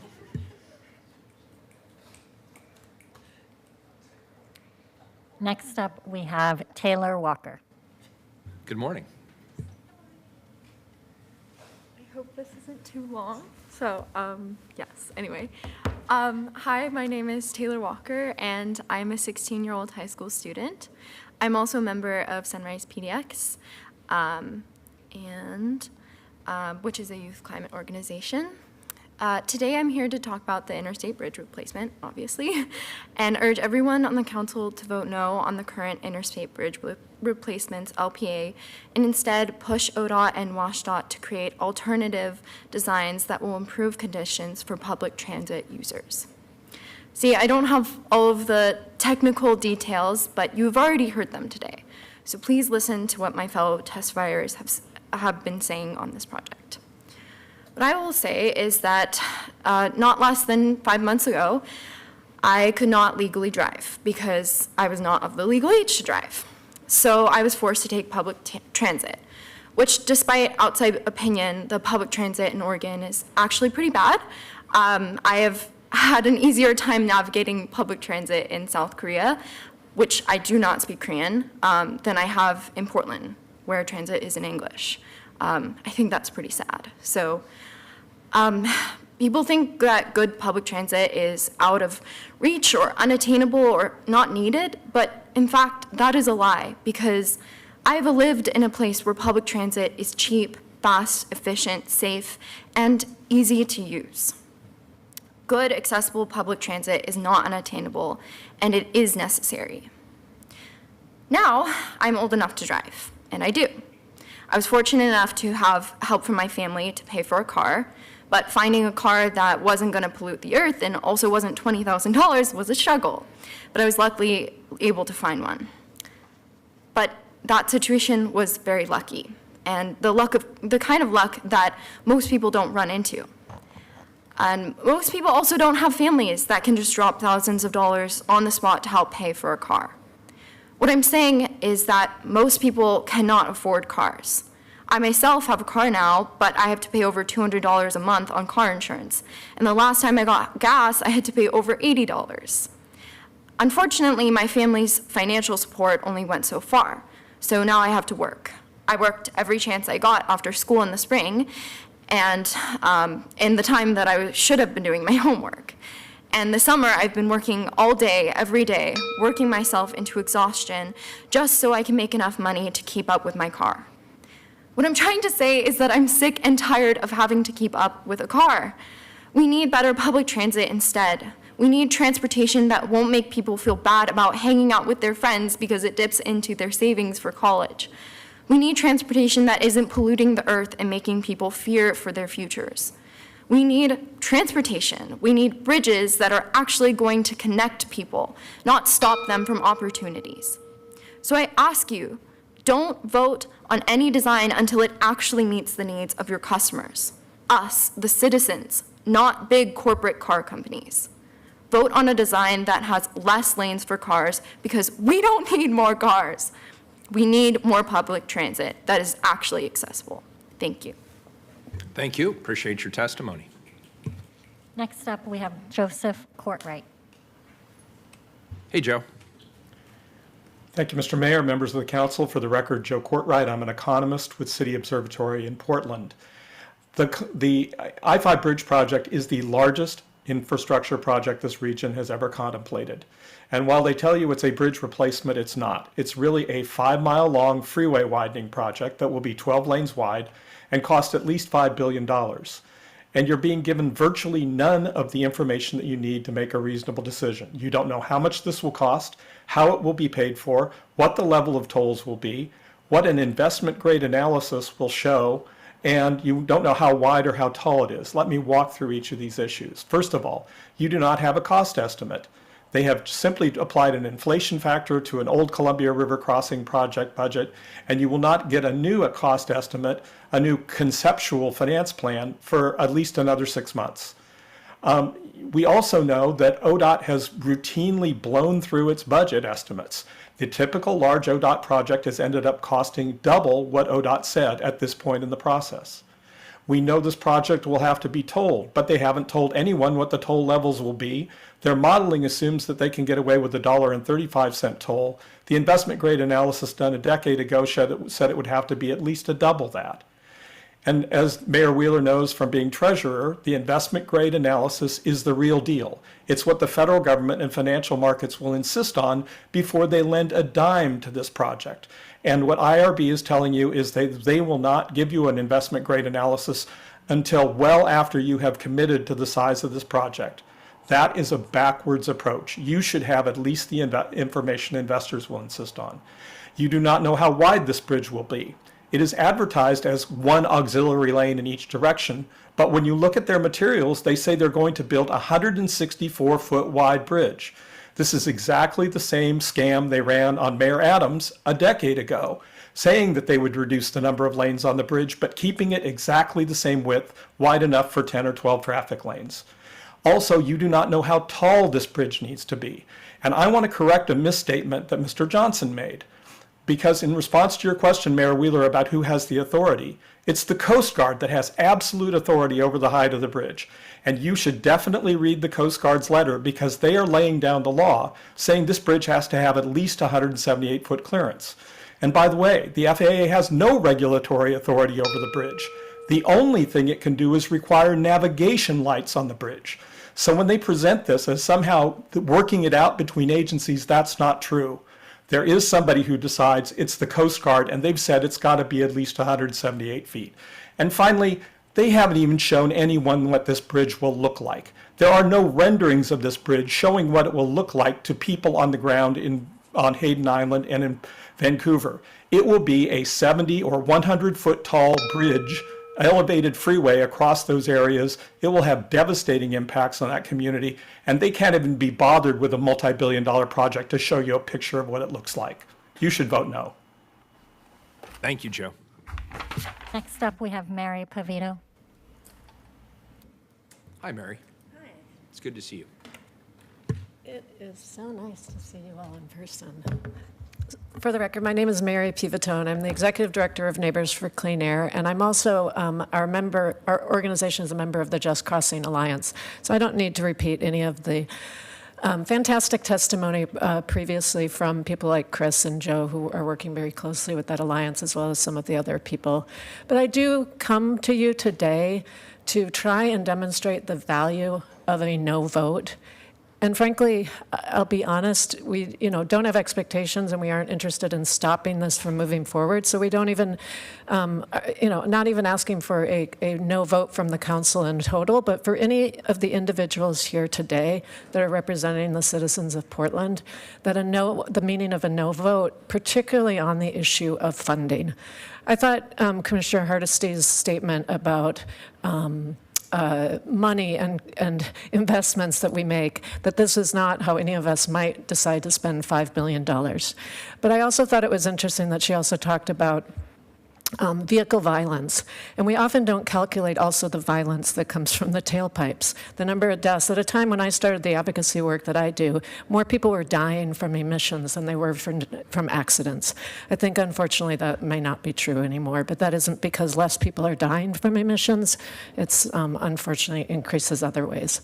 So we do need to look at transportation investments as an investment in moving people and get out of the mindset of only moving vehicles through our transportation system. And so I just implore all of you today that this money issue, the fact that we do not have an understanding of the cost and investment of this project, is not a small thing in terms of the opportunity costs that will be lost when this project exceeds its current funding estimates, if you will, even if we take $5 billion. And when the state legislature has to take this up after the time period that the true money will be decided and they have to take up the difficult conversation, if they have no votes on record of concern about making a vote without money clearly articulated for this, then who is going to be responsible for those overruns? That's the biggest concern that I have, is what happens when this $5 billion project, even at the end of the day of the initial calculations, is an $8 billion project? And who's paying for that? Whose responsibility is it going to be? Who's going to lose the investments that that's going to mean across the state and the region if it looks like this was a fully supported, non-negotiable discussion to move this project forward? I appreciate the work that has been done to get light rail on this, to consider multimodal, and to understand the incredible safety concerns about Current Bridge and how important this project is. I just think we as a citizenry, deserve on record that our concerns are recorded in no by somebody. And so thank you very much for your time. Thank you for your consideration. I know you all have really looked at this closely, and I appreciate your work. Thank you. Mayor. Commissioner Hardesty. Thank you, Mary. Before you leave. Sorry, I wasn't quick enough with my button. First, I just want to thank you for being here. And I want to push back a little bit. You asked, what happens if there's cost overruns, right? We all know we'll have a new governor of Oregon at the end of this year. And next year, long before we push the first piece of dirt, my expectation, if I still have the privilege of being Transportation Commissioner, would be that we get an intergovernmental agreement signed. We tried to do that with this particular governor, who did not have an appetite for holding ODOT accountable. As you know, we're not the boss of ODOT, right? They're a state organization that the governor should be holding accountable for the outcomes that we say we want. I also am very confident that the Joint Legislative Committee, I know Representative Pham has been tirelessly advocating to ensure that equity and multimodal needs are prioritized. And as you may already know, the Oregon Transportation Commission doesn't share that vision, right? So a long story short, there are a lot of entities. As I think the mayor asked earlier, who's the decider, right? It would be great if we could say, well, actually, the buck stops here, but the buck stops in many places on this project. But I will tell you, for the city of Portland's perspective, as soon as we have a new governor and we have the ability to sit down and negotiate an intergovernmental agreement, that's how this council will hold the state accountable for what they say they're going to do. Thank you, Commissioner Hardesty, for that. And I agree 100%. I remain concerned about, again, though, moving forward with intentions that aren't solidified, because who loses when that negotiation later down the road still doesn't produce the results that you want in terms of the agreements, the intergovernmental agreements? There's no promise about our next governor. There's a lot of questions about our next governor's leadership. And so I'm concerned that, again, I don't need to tell you, it's usually the communities that are most vulnerable that end up losing in those negotiations. And there's a lot of apologies and there's a lot of sorry, and not necessarily a lot of assurance. And again, I just think that having these on-record concerns through votes today will help solidify that message later when those negotiations happen that you're speaking of. And I do appreciate your commitment, and I know that you are very committed, and thank you. Thank you. I appreciate you being here. And I think everybody's asked some really good questions, so I'm sorry. I guess we have more testimony.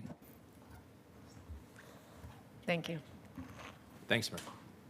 Next up, we have Joe Rowe. Good morning, Joe.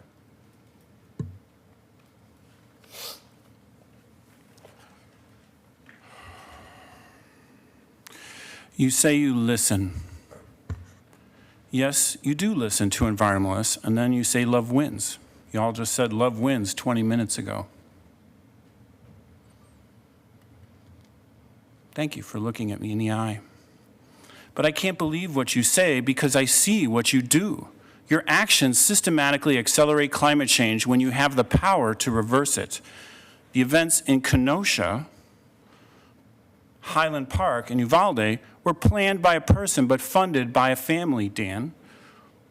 Thank you for looking at me. You are the listening, loving family funding this climate mass murder. The 27 nonprofits are simply asking for more school shooter drills. Y'all drank the Kool-Aid, Ted. Thanks for looking at me. You are literally handing the AR-15 to ODOT and unlocking the bank account. And when the next heat dome hits, you'll be caught off guard and claim you did the right thing today. Today, you are murdering hundreds, perhaps millions, by failing to stop the systematic plans for murder. If you slap on the propaganda of community values, you can pass anything.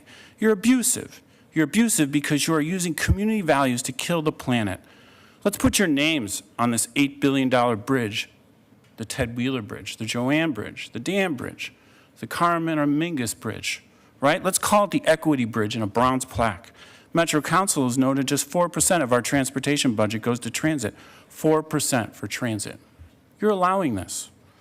This is a Portland project. You can spin this as not a Portland project, but you are lying. You are part of the family arming ODOT. You have veto power. Salem is accountable to you as Salem is accountable to me. You can put a wrench in these murderous plans. It is a lie that ODOT can't answer questions because we are in the early stages. The stooges, they say early stages. The lack of answers and lack of details is a game we know very well. My questions in the ODOT public records have not been answered for 15 years. I've been going to meetings like this, 15 years before my daughter was born. As David Bragdon said, ODOT is either incompetent or lying. We don't even have a cardboard model of this project. I will not yield the remainder of my 3 minutes. We will sit in silence together for all the victims of gun violence and systematic climate murder through government projects and doublespeak just like you. If I can't have that silence of 30 seconds, I'll just say I for the remainder of my time. I, Carmen, I, Mingus, I.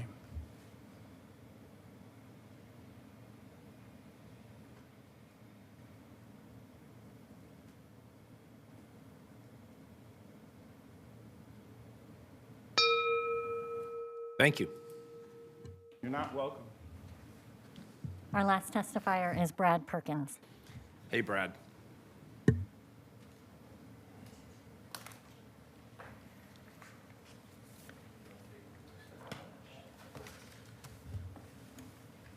Good morning, everybody. Good to see you all. Did you all get a copy of this? Yeah, can you pass them out, please? Okay. Finally, we're here. It's been a long time trying to get some time with you regarding this issue. The first phase we went through, we were in the early stages of the Cascadia High-Speed Rail system design. Matter of fact, I'm the president CEO of Cascadia High-Speed Rail.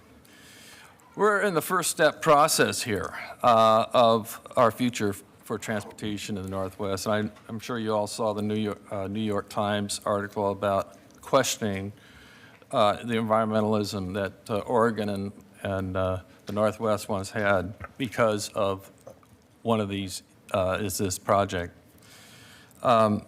Well, the whole highway department in Oregon has 5,000 employees, and I think there's like 2 or 3 that are rail planners. And that tells you a lot right there. I've sent literally 75 emails and hundreds of calls out over the years to the people there at the IBR program, the legislators, governors, sent our EIS study as well, to no avail. You know, it's totally ignoring other alternatives. And it's not a surprise why they do this, because they know that what we have is a real challenge to them, especially when we get to the EIS study, and I can't wait for that. So why does the DOT, ODOT, ignore the alternative when we have Black Lives Matter, pandemic, climate change issues that have recently surfaced over the last 2 years? Don't we need a structural change in the way we go about things? But yet, we are here today. That's no different than where we were 10, 15 years ago, okay? Same old plan. When we have a 6-minute opportunity to get to Vancouver, on a system that can relieve congestion by 30% and also CO2 levels, okay? Can't wait. I just can't wait for the EIS study because we have done our first phase of the Tier 1 EIS study. And in that, you have to study alternatives, okay? And I encourage that you, as city councilors, encourage the ODOT to do the very same thing. Encourage them to look at other alternatives. What you see there is what we have is a multimodal bridge, 1.3 miles west of I-5. It recommends seismically upgrading the existing bridge with the center lift and the existing BNSF bridge and Hayden Island Bridge. This is a 4-part bridge plan that is a viable alternative that we want to show to the public as to what we can be looking at instead at half the cost of what it would take to do the bridge that IBR plans. And lastly, Greg Johnson has said that the seismic upgrading of the I-5 bridge is cost prohibitive, and yet he has no design of the seismic upgrading and no contractor's estimate of it, just like where we're at right now as to the cost estimation of this bridge that the IBR is being planned. So with our corridor and a new way of getting around, again, 6 minutes to Vancouver without a problem. It's in its own corridor. And the Rose Corridor can be the epicenter of redevelopment with a new station there. Appreciate your time and really do reconsider this. I know it's a heavy lift. The ODOT's a huge department and it's hard to counter what they're saying, but you know, we have kids here today that are really concerned, and I would be too at their age. Take care. Thank you. Thank you. That completes testimony. Perfect. Thank you, everybody who testified. Colleagues, any questions for staff? I have one question. There's some confusion as to what the process is going forward, and I know there was a slide that was presented that showed the process going forward. Could somebody from staff please give us some indication of where this goes next? Because there's a lot of unknowns, and we know that. We're taking a vote today with that understanding. Where do those unknowns get resolved? So, Mr. Mayor, if I Yes, can jump in on that question. Please. Once again, Greg Johnson, Program Administrator for the IBR program. Right, and I'm So- talking about things like the finance plan, the tolling plan. We don't yet have the issue resolved with the Coast Guard, and I appreciated Mr. Courtwright's comments with regard to the Coast Guard versus the FAA. That was helpful information for me. Where do these issues get resolved, and what if they are not resolved to the satisfaction of the region? So at this point, we are, once again, at the beginning stages of conversations with the Coast Guard. They have put their initial finding. This is not their final determination. That is the room for discussion, for mitigation plans, for other things that have to take into account other needs in this corridor. So right now, their initial finding is looking only at the needs for river traffic and not looking at the needs for whether it's transit, whether it's automobile traffic, any other. Right. So and I'm sorry to jump in, but this is my point exactly, and I'm trying to get my hands around this. So they're looking narrowly at one constituency, and that is river traffic. And I get it. I understand their mission.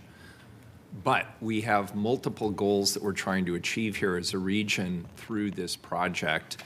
If the bridge is too high, then light rail will not work across the bridge. It will create congestion with large trucks trying to lug up a steep hill.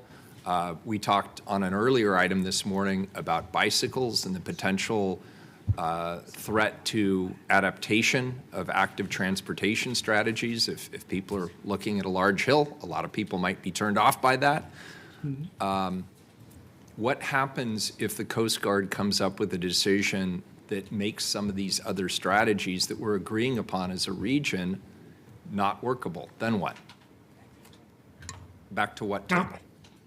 Conversations will then probably go to the political arena, where there are other folks such as congressional and U.S. senators who are also very interested in this project, who once again will weigh in and make their feelings known on this. Is the JPACT our primary table as a region for the discussion of these issues? Where is the primary table for the region, and where do we as a city fit into that discussion?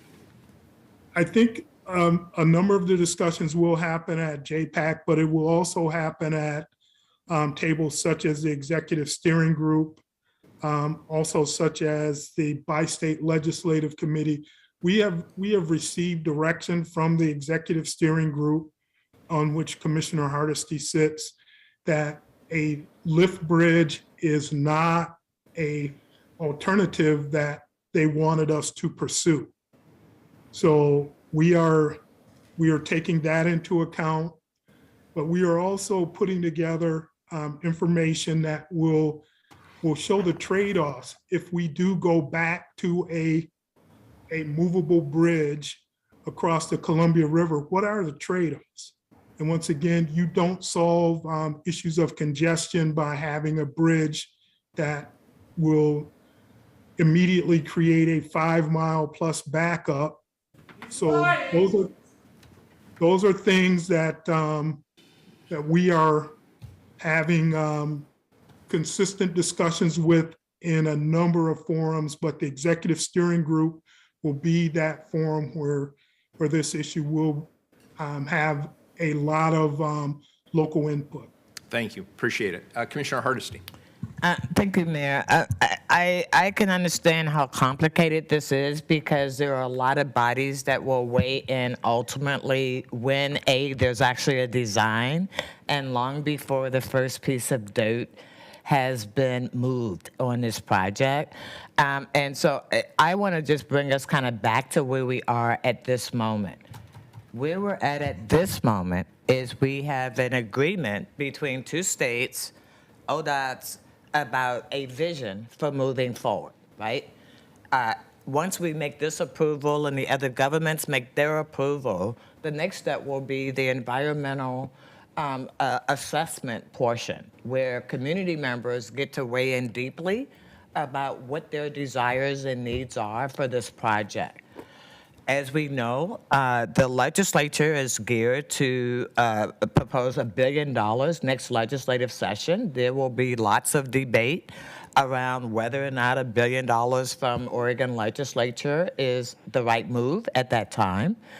And so what I want to do is say we're not going to solve all the problems of the IBR bridge replacement at this hearing today. But what we are is giving Greg and his team clear directions about what the city's values are and what the city's bottom lines are. And so, though I've heard some great comments today, and none of them are new, because we've been having this conversation for the last year and a half when I got involved, and many of these people have been around longer than that.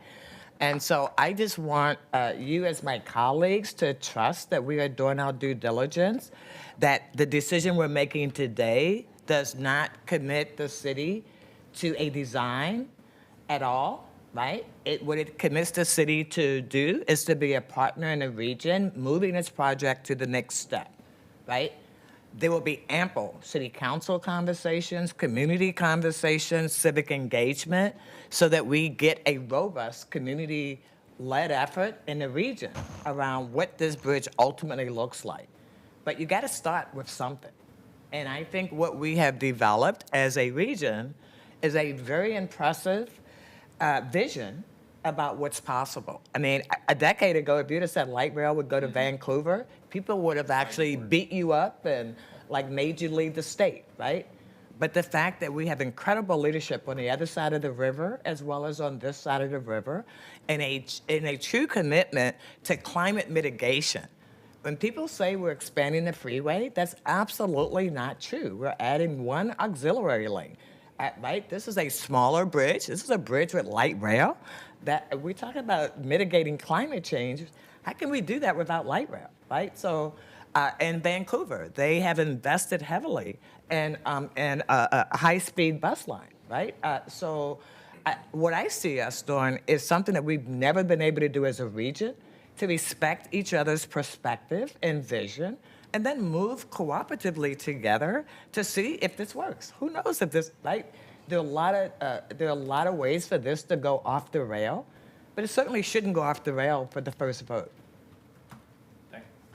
Thank you, Commissioner. You're I welcome. appreciate that, and that's helpful perspective. Any other questions before we call the roll? To the amendment proposed by Commissioner Ryan, please call the roll. Hardesty, Aye. I think Maps. it used to. Aye. Rubio, Aye. Ryan, Aye. Wheeler, Aye. Amendments adopted to the main motion is amended. Please call the roll. Hardesty, I want to start by really thanking the incredible team at PBOT who has put their heart and soul into this project long before I showed up. Our incredible leader, Director Chris Warner, Art Pierce and Caitlin are doing just yeoman's work to make sure that we have all the info we need to make really good decisions when we go into deliberations around this project. This is a huge project. This is a real big deal. And I hope we will take a moment after this vote to really appreciate how far we're coming as a region to actually address some of the most critical issues that we have. I want to thank you, Commissioner Dan Ryan, for taking a deep dive at late in the game, right, into this project and asking some really good questions and providing us with an amendment that's consistent with the values that this city council shares. We will be back here many times to discuss this bridge as it moves forward. And what I hope is that we all come to it with the same spirit, the spirit of reducing climate change, increasing multimodal transit options, and not overburdening poor people who have already been overburdened by climate disaster, with overburdening them with the cost of paying a toll as they are pushed to the edges of all of our cities. There's a lot of work to be done before the groundbreaking happens. And what I hope is all the people who testified, all the community-based organizations who put their heart and soul into this effort, that they stay engaged and stay involved and connect in those civic engagement opportunities to make sure that I am really representing your voice at those tables. It is vital that we continue to hear from the Sunrise Movement and other young people who I understand are terrified about what their future will be like. And so this is a journey that we're on, but we're on this journey together. And I couldn't think of a better team to be on this journey with. And so I want to thank Greg Johnson, the IBR team, the incredible folks at PBOT who have, again, just put their heart and soul into this program. And I'm very honored to vote aye as the first step in moving this process forward. Maps. I'd like to thank Commissioner Hardesty for bringing this item forward, and I also want to express my appreciation for everyone who has testified on this matter. After listening to testimony, I am convinced of the need to replace this bridge, and here's why. You know, first, in the event of a large earthquake, the I-5 bridge is highly likely to fail. Second, this bridge is dangerous. Crashes on the bridge are, I believe, currently 3 times higher than they are in comparable areas. And the third reason why we need to replace this bridge is the fact that the current bridge does not comply with the American with Disabilities Act. At the same time, as the commissioner in charge of the Bureau of Environmental Services, I have questions and concerns about this project's impact on our environment. We need to have better answers to questions like how will this project impact natural areas and how will this project impact endangered species, and we need to have better answers to what steps will be taken to mitigate those impacts. Now, After looking at this project for a long time, I believe there's both some good news here and some bad news. The good news is that if this bridge is well designed, this project has the potential to improve water quality, stormwater management, and environmentally sensitive natural areas. The bad news is that if this bridge is poorly designed, we run the risk of damaging the environment, polluting the river, and killing endangered species. Now, colleagues, that's why it's so important that council approve the ordinance before us today. If this bridge is going to protect the environment, it is imperative that experts from the Bureau of Environmental Services and other city bureaus be at the table as this bridge is being designed. And colleagues, that is why I vote aye today. Thank you. Rubio. I want to thank Commissioner Hardesty and PBOT for the presentation and all of their work. I also want to thank everyone that provided very compelling testimony today. It's very important for us to hear. Over the last several months, I've had briefings, meetings with Commissioner Hardesty and her team, and even and the mayor and other parties, and even my own walking tours of the bridge. And for me, safety is a major issue. We absolutely need a new, safe, seismically sound bridge with accessible and equitable public transportation to and from Vancouver. I also want to acknowledge the thoughtful work that Commissioner Hardesty, Mayor McEnery, and Council President Peterson underwent month after month over several years to help us arrive at the point we are today. And I want to say that I trust them and I trust their values in this project. And I know that this took a lot of work to find consensus and alignment, but I'm particularly proud of Commissioner Hardesty's work on behalf of our city to ensure that climate and equity considerations were always front and center. And we've had long conversations about this over many months. So while I'm very supportive of this project and I plan to vote yes, I also want to share some concerns with community members and other electeds that they have about climate, about health, financial, and community impacts of this project as it moves forward. And several of these concerns I think are important to put on the record today. First, it's evident that trust for ODOT by community is at issue here. And it's critical that ODOT employs a stronger community-centered approach as this LPA and future work continues to develop. And as I already mentioned, or as it's already been mentioned, there are also deep concerns about the need for more information about the design plan and the true costs of the project, and specifically more analysis using an investment grade analysis and environmental impact statements, and also assuring the public that climate mitigation, multimodal options, and ADA accessibility are given full consideration in this project at every single stage. And just to respond to you, Brad, I just want to say that, as you know, I'm supportive of high-speed light rail, and I've been heartened at the growing national interest in this across the country. So we'll see what happens there. These are critical. All these things are critical. All these issues are critical to informing local decision-making and informing our community. And their answers are critical to the project's next steps, particularly around climate impacts and public accountability. I'm aware that this vote today is just one step, but it's an important one among several future ones for this project. But I'll be eagerly watching to learn how project staff are responsive to these concerns and also how community continues to be engaged moving forward. I vote aye. Ryan. First, thank you for the testimony today. You all made solid points and you asked excellent questions. And although there's been numerous submitted testimony through email, it's much better when it's live or at least through Zoom. So thank you for taking your time. It did have an impact.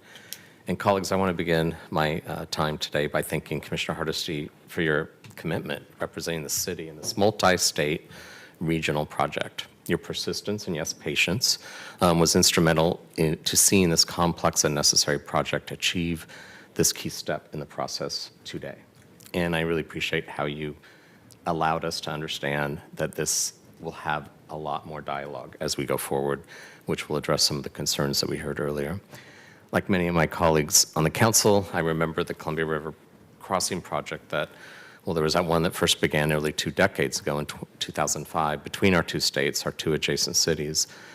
That expensive run at that fell short on so many significant safety, pedestrian, and really important to mention over and over again, light rail infrastructure improvements that we see in the proposal for us today. For me, a safe crossing between the city of Portland and Vancouver, between Oregon and Washington, a key connector along the West Coast corridor. If this key connection collapses, we will all suffer great harm. This is urgent. And today we must play our part to move the action forward.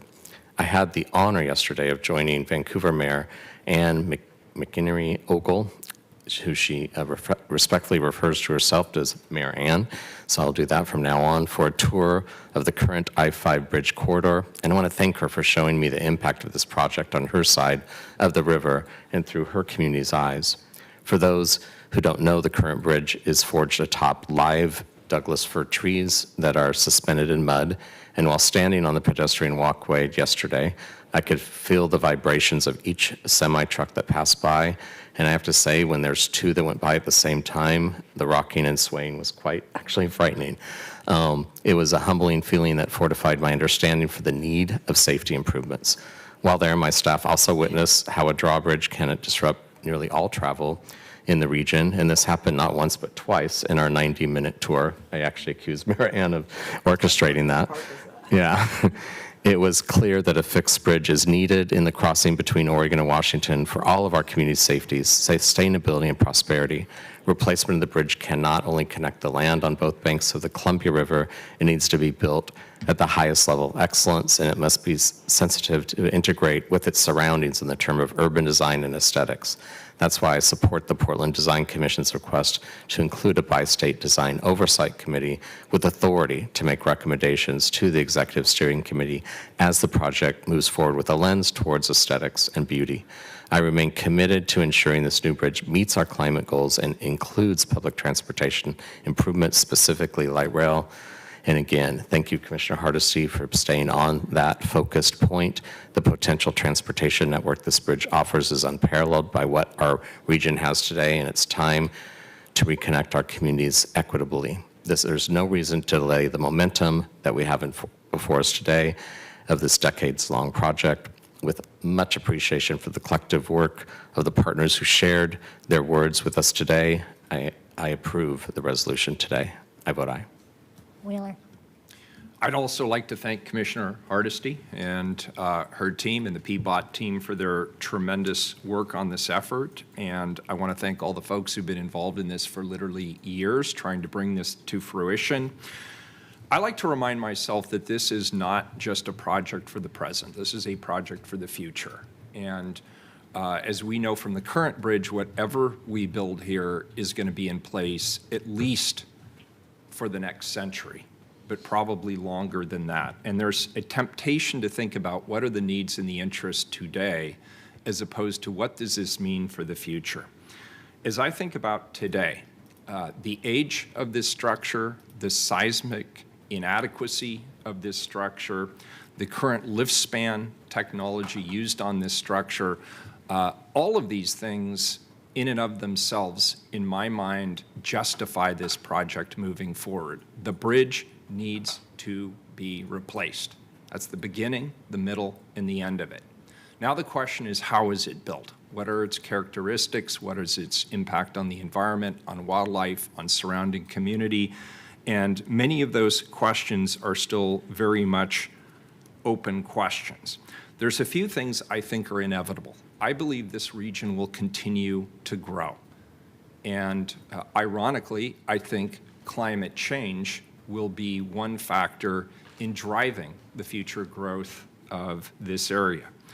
I also, even though I'm mindful of the fact I'm the mayor of Portland, I am very bullish on the city of Vancouver and its long-term prospects. And if I have to look out 100 years, I see Portland and Vancouver along with some of our other suburban cities. Vancouver and Portland are going to become like the Twin Cities. I see Vancouver going through a significant growth spurt over the course of the coming decades. And therefore, we need to think about the connectivity between our two communities. And I applaud the groups who worked so hard to make sure that light rail was a key component of this project. and paved the way for the state of Washington to be willing to support this project this time around. I want to remind people that this is a consensus project. Nobody gets to pick their first choice and say this is the way it's going to be. You have literally 24 communities, 2 states, 2 governors, and the federal government all playing a role in what the final project is. So there will be some good things about the final project, and there will probably be some things we don't particularly appreciate about the final project. But I feel that our city's goals are being respected throughout this process. I'm also hopeful about something that really hasn't been discussed. We talk about induced demand. We have the debate about induced demand. It's an important debate, and I happen to support the economics behind the theory of induced demand. I think there is a great deal of evidence to support it. But then the question for me over the long term becomes demand for what? If the region's growing, if we care about the economy, if we care about the commerce, the shipment of goods, of services, of commuters, of people moving back and forth, what are they driving? And my hope is we continue to move towards zero emissions. And so while I do expect over the long term there to be more vehicles going over this bridge, I hope they're very different than the vehicles we have today. And I really appreciated the testimony from the young woman who testified about the difficulty she had in finding an affordable low or zero emissions vehicle. That's still, for me, a major supply side problem as we seek to achieve a zero emissions future. Last but not least, I'd like to thank my colleague across the river, Mayor McInerney Ogle, who has worked tirelessly to build the consensus on the north side of the river. I don't think this project would move forward without her leadership up to this point. And I just want to give her a personal shout out. She doesn't always get the respect I think she deserves as a really terrific regional leader, so I want to make sure I get that on the record here today. Again, I want to thank all of you for putting faith in this project moving forward. It is the right time to move this project forward without delay. I vote aye. The resolution is adopted as amended. Thank you.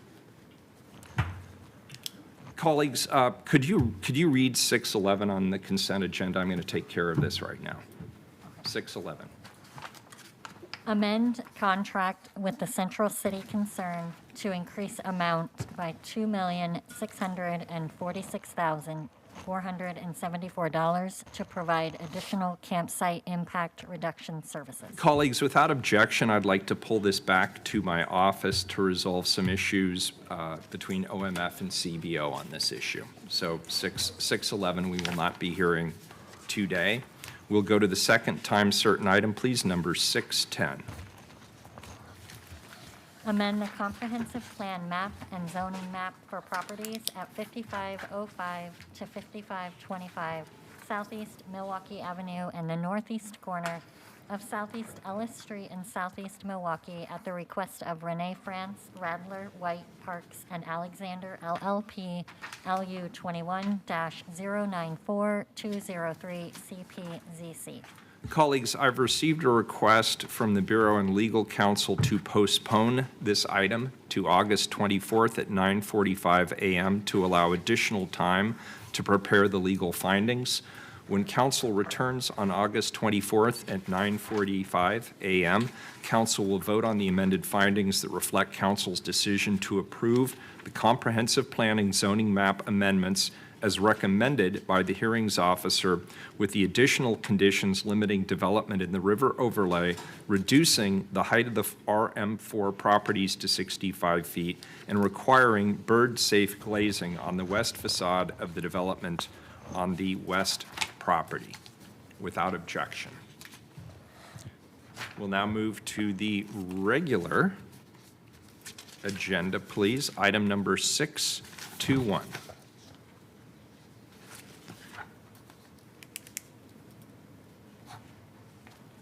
Pay attorney's fees settlement from City of Portland v. Bartlett litigation in the sum of $200,000. We're here to consider a proposed settlement of attorney fees in a public records case filed in January of 2016. Senior Deputy City Attorney Denny Vinay is here to present the ordinance. Welcome, Denis. Thank you very much, Mayor and Commissioners. My name is Denis Vanier. I'm a Senior Deputy City Attorney, and I'm the city's appellate counsel in this case. And I will address the history of the litigation and the proposed settlement in this matter. So the proposed settlement before you today stems from a lawsuit involving whether ORS 192.390, which is a statute that generally provides that exemptions from disclosure under the public records law sunset after 25 years. The issue in the case was whether that 25-year sunset to exemptions under the public records law also applies to attorney-client privileged records. This case arose in late 2015 when Mr. Bartlett submitted a public records request for 3 city attorney opinions and a 1990 memorandum from then City Attorney Jeff Rogers to then Mayor Bud Clark. The city denied the request, citing the attorney-client privilege, and Mr. Bartlett challenged that denial before the Multnomah County District Attorney. In 2015, the District Attorney ruled against the city on that issue. So the District Attorney confirmed that the records were in fact attorney-client privilege records, but concluded that the 25-year sunset did apply and that the records were subject to disclosure because they were older than 25 years. In early 2016, a previous city council voted to challenge that decision in court. And the resolution specifically noted that the intersection of public records law and the attorney-client privileged presents complex and important issues that would be served by judicial clarification. So the underlying lawsuit was filed, and the Multnomah County Circuit Court actually ruled in favor of the city in the case and reversed the district attorney's order. Specifically, the court concluded that the 25-year sunset for exemptions under the public records law does not apply to documents that are protected by the attorney-client privilege. An appeal then followed, and the Court of Appeals reversed the judgment of the trial court in a split decision. The majority recognized, in its own words, quote, "the issue is close," end quote, but the court concluded that ORS 192.390 does require the disclosure of attorney-client privileged records when they are older than 25 years old. The dissent, there were 3 judges who dissented. They would have ruled for the city in the case.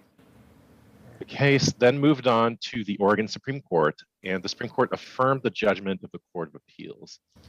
In doing so, the court acknowledged in its opinion the city's, quote, "legitimate concerns about potentially adverse consequences for public bodies if they are required to disclose privileged attorney-client communications." And the court further noted, quote, "the legislature may not have intended the 25-year disclosure requirement of ORS 182.390 to sweep as broadly as it does," end quote. And I want to note a final quote that the court noted, quote, "the legislature may wish to revisit aspects of the public records law or confidentiality statutes to ensure that the statutes align with its policy choices and that uncertainty regarding public agency obligations and important privacy and confidentiality interests are minimized," end quote.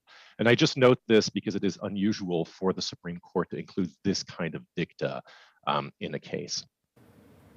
Now, the reason we are here today, though, is because under ORS 192.431, a prevailing party in a public records case is entitled to recover attorney fees at trial and on appeal. Here, Mr. Bartlett's attorneys indicated their intent to seek a combined total of $405,000, in fact, a little more than that, in attorney fees and costs attorney fees and costs incurred in the Multnomah County Circuit Court, the Oregon Court of Appeals, and the Oregon Supreme Court. The city attorney's office engaged in negotiations with Mr. Bartlett's law firm, and the proposed settlement before you today came out of those negotiations. As you can see, it would settle all the attorney fees and costs and all remaining issues in the case, both at trial and on appeal, for $200,000, which is substantially less than the combined fee requests. In addition, this proposed settlement would end the litigation in the case, whereas further attorney fees may otherwise continue to accrue. So the city attorney's office recommends this settlement, and I'm happy to answer any questions you may have about it. Colleagues, any questions on this item? Strikes me as a complete dog. Any public testimony on this item? We have one person signed up, Let's hear 'em. Deborah White.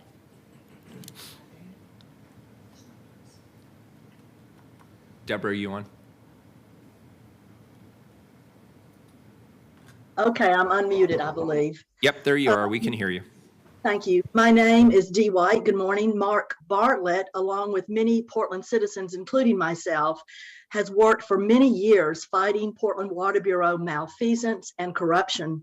The settlement for this lawsuit, where the city of Portland sued a private citizen to block the release of public records, came about after the illegal actions taken by the Water Bureau, the Bureau of Development Services, and city attorneys during the land use process for the demolition of Washington Park drinking water reservoirs and the decommissioning of the Mount Tabor reservoirs. These unnecessary projects are costing ratepayers over $727 million. Since any issue involving legal and political matters with the city, particularly civil rights and land use issues, is always complicated and, in my opinion, mostly one-sided, my testimony about this emergency ordinance is partly metaphorical. Metaphorically, we're looking at a car full of Portland elected officials, city attorneys, and high-level bureaucrats, all drunk on power, careening down the highway, breaking all kinds of laws, violating zoning codes, violating the city charter, violating land use procedures, and more.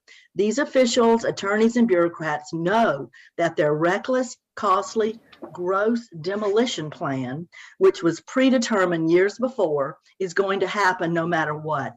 Any obstacle, like a law, will be run over. Meanwhile, Portland citizens are begging and pleading that they stop and hand over some public records. First, we were ignored. Then, when the DA ordered them to release the records, they sued us to block the release of these records and said, we'll let the courts figure this out. They knew that if these public records were released, their illegal actions would be exposed. The courts sided with the public. The Court of Appeals ruled 9-3, the public record shall be turned over. The city arrogantly appealed to the Oregon Supreme Court and lost again. So here we are today, after 6.5 years. The power-drunk drivers bought time in the courts with taxpayer money. Sadly, the damage has been done. Washington Park's reservoirs have been demolished, and Reservoir 6 at Mount Tabor stands empty. And water customers are on the hook for over $727 million. This settlement is only some compensation for our continued and steadfast efforts to make our elected officials follow the law. Thank you. Thank you, Dee. And that completes public testimony. It Further does. discussion? Please call the roll. Hardesty, Aye. Maps, Aye. Rubio, Aye. Ryan, Aye. Miller. Aye. Ordinance is adopted. Colleagues, we'll take a 10-minute break at this point. Thanks to our closed captioner for being patient. We will reconvene at 5 minutes to noon. We're in recess.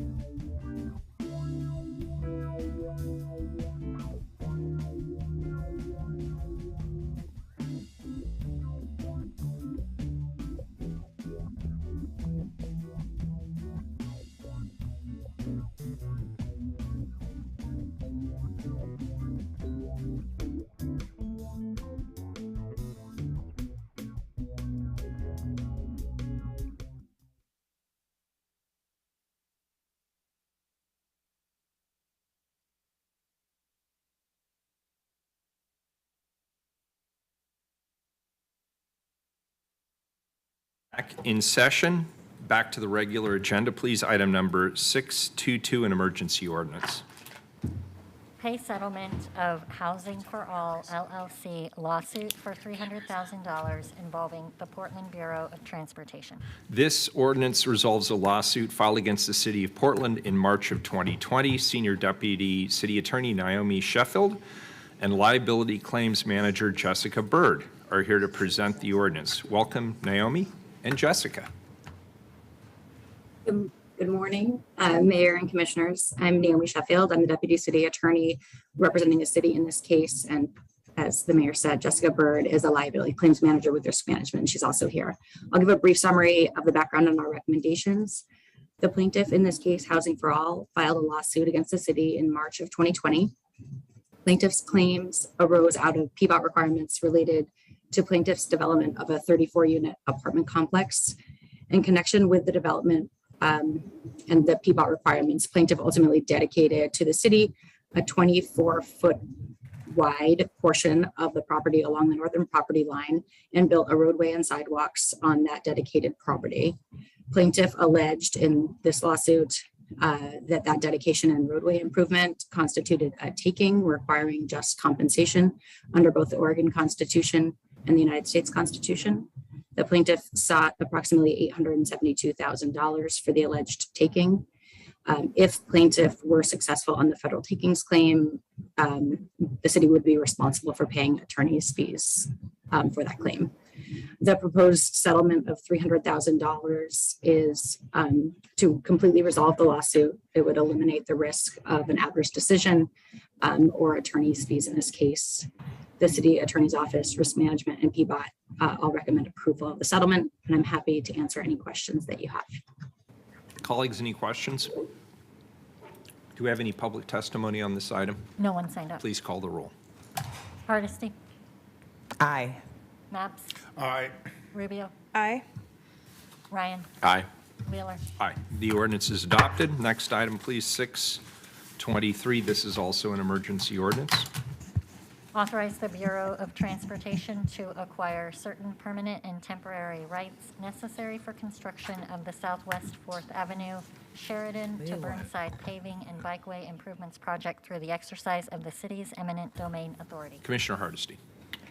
Thank you, Mayor. I have two of my fabulous, wonderful staff folks from PBOT here to talk about this very minor change. Stephen and Ashley, which one of you are going first? Ashley will kick us off. Okay. Welcome, Ashley. It's your first time at council? No. All right. Old pro then. Take it away. First time today, though. Yeah, first time today. Yeah. Thank you. Good morning, Mayor and Commissioners. My name for the record is Ashley McLeay. I'm with the PBOT Right-of-Way Acquisitions Group. I'm here and joined by my colleague, Steve Sigathy, who's going to give some background about this project. Okay, thank you, Ashley, and good morning, Mayor and Commissioners. Steve Sigathy here, Division Manager at PBOT. As Ashley said, I'll just give a little bit of background about this project. Try along here. This project is about 100 feet from where you are sitting. Southwest 4th Avenue from Sheridan, which is just south of 405, up to Burnside Street. This reconstructing and repaving 4th Avenue from Lincoln to Burnside, a running protected bikeway, a bus and turn lane down at the south end where there are buses, crossings, upgraded ADA corner ramps, and street lighting. The funding is from the Fixing Our Streets gas tax, transportation development charges, general transportation revenue, and partnerships with TriMet and Prosper Portland, which we total budget is around $17 million for the entire project. Month estimated construction project, so we're looking at going to bid in the fall, starting in late fall, moving through 23 and into the spring. We are observing the holiday moratorium on construction to help businesses. Here's just a screenshot of a nice fly-through video we have on our website if you're interested in seeing that. This is looking north at College Street, showing the left running protected bike lane and the bus help the buses move through this area near the 1900 building and the food carts here. Public involvement has been significant. This is kind of a marquee project of the Central City in Motion Plan, which is our plan for biking, walking, and transit usage and accessibility in our center. We had 3 public open houses in winter of 2020, right before COVID lockdown. Since then, presentations with the Central City in Motion Working Group, the Bicycle Advisory Committees, Downtown Neighborhood Association, Downtown Retail Council, Regional Committee, and more. We've mailed notifications to all nearby residents, property owners, and business owners 2020, 21, and again this year, and have had numerous one-on-one property consultations, both as part of the process and just other general outreach. Just a few snapshots of why we need some temporary and permanent right-of-way. Is consolidating, closing, or reconfiguring several driveways onto 4th Avenue. This necessitates temporary construction easements to reconstruct the sidewalk and curb. This is by the Econo Lodge and the former U.S. Bank. Access via other alternative driveways on other streets is maintained for these property owners and businesses. Other example is that, like in many older parts of town, the existing right-of-way actually doesn't incorporate the full sidewalk. So those things, hence a permanent acquisition here to complete an ADA corner improvement Fourth and Market. And then just another example up at 4th and Burnside, we need a temporary easement to consolidate driveways and reconstruct sidewalk. Then I'll just kick it back to Ashley to go over the right-of-way process. Thank you, Steve. So agenda item 623 gives PBOT authority to compensate affected property owners for these needed permanent and temporary easements, and if necessary, to condemn for these property rights associated with the Southwest 4th Avenue Improvement Project. Permanent right-of-way and temporary rights will be needed from 11 property owners to support construction of the project improvements. The permanent right-of-way will allow construction support for ADA ramps, which will be built within the existing right-of-way. Temporary easements are just needed for construction support. All affected property owners have been informed of the project needs, and they were also invited to this reading. So this concludes our presentation. If council has any questions, we will happily answer them this time. Thank you so much, Mayor. Turn it back to you. Very good. Colleagues, any questions? None at this point. Do we have public testimony on this item? No one signed up. All right, it's an emergency ordinance. It looks good. Thank you for the presentation. Please call the roll. Hardesty, Great work, PBOT, as always. Thank you, Ashley and Stephen, for your presentation today, and thank you, Andrew, for holding down the fort just in case. I vote aye. Maps, Aye. Rubio, Thank you, Commissioner Hardesty and PBOT team. I vote aye. Ryan, Thank you, Commissioner Hardesty. Thank you, Ashley and Stephen. It's not often that you can really literally look out the window and see a portion of the project that we're voting on today. With that in mind, I vote aye. Wheeler, One cannot underestimate the disruption that this will cause, and for a fairly prolonged period of time. However, I believe that the benefits far outweigh the short-term costs. This is going to look terrific when it's done. It's going to re-energize a street that has been very, very hard hit over the last couple of years. I need not elaborate, but I think it is due for a significant overhaul and a sprucing up, and I think this is ultimately going to help drive people back into the downtown district as it reaches its completion. This is a really good and thoughtful project, and I'm very excited about it, and it is an easy yes for me. So I vote aye, and the ordinance is adopted. Next item, 624, please, also transportation. rename Northeast Halsey Street ramp over Interstate 84 to Northeast Halsey Street, and rename adjacent portions of Northeast Halsey Street to Northeast Jonesmore Street and Northeast 81st Avenue. Commissioner Hardesty. Thank you, Mayor. I am so pleased to have Andrew present a brief presentation on this project for the council.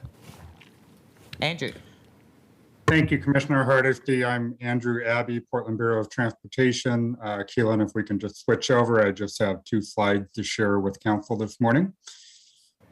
So if we can go to the next slide. The purpose of this ordinance is to achieve a consistent street name for Northeast Halsey Street in Portland, Gresham, Fairview, Wood Village, and Troutdale So currently, the length of Northeast Halsey Street, stretching from Lloyd Center to Troutdale, is 12.9 miles long.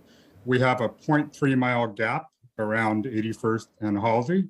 And what we're seeking for today is council's approval to rename the Northeast Halsey Street ramp to Northeast Halsey Street, which will then increase the length of Northeast Halsey Street to 13.2 miles, and it will be an uninterrupted stretch for the entirety of the Northeast Halsey Street corridor. So this little quirk came about, we were talking about freeways earlier this morning. I-84 was constructed in Portland from 1948 through 1954. The first section of the Banfield Expressway from Northeast 42nd Avenue to Troutdale opened on October 1, 1955. And what happened at that time was there was a portion of Northeast Halsey Street that used to exist that was severed when I-84 was opened.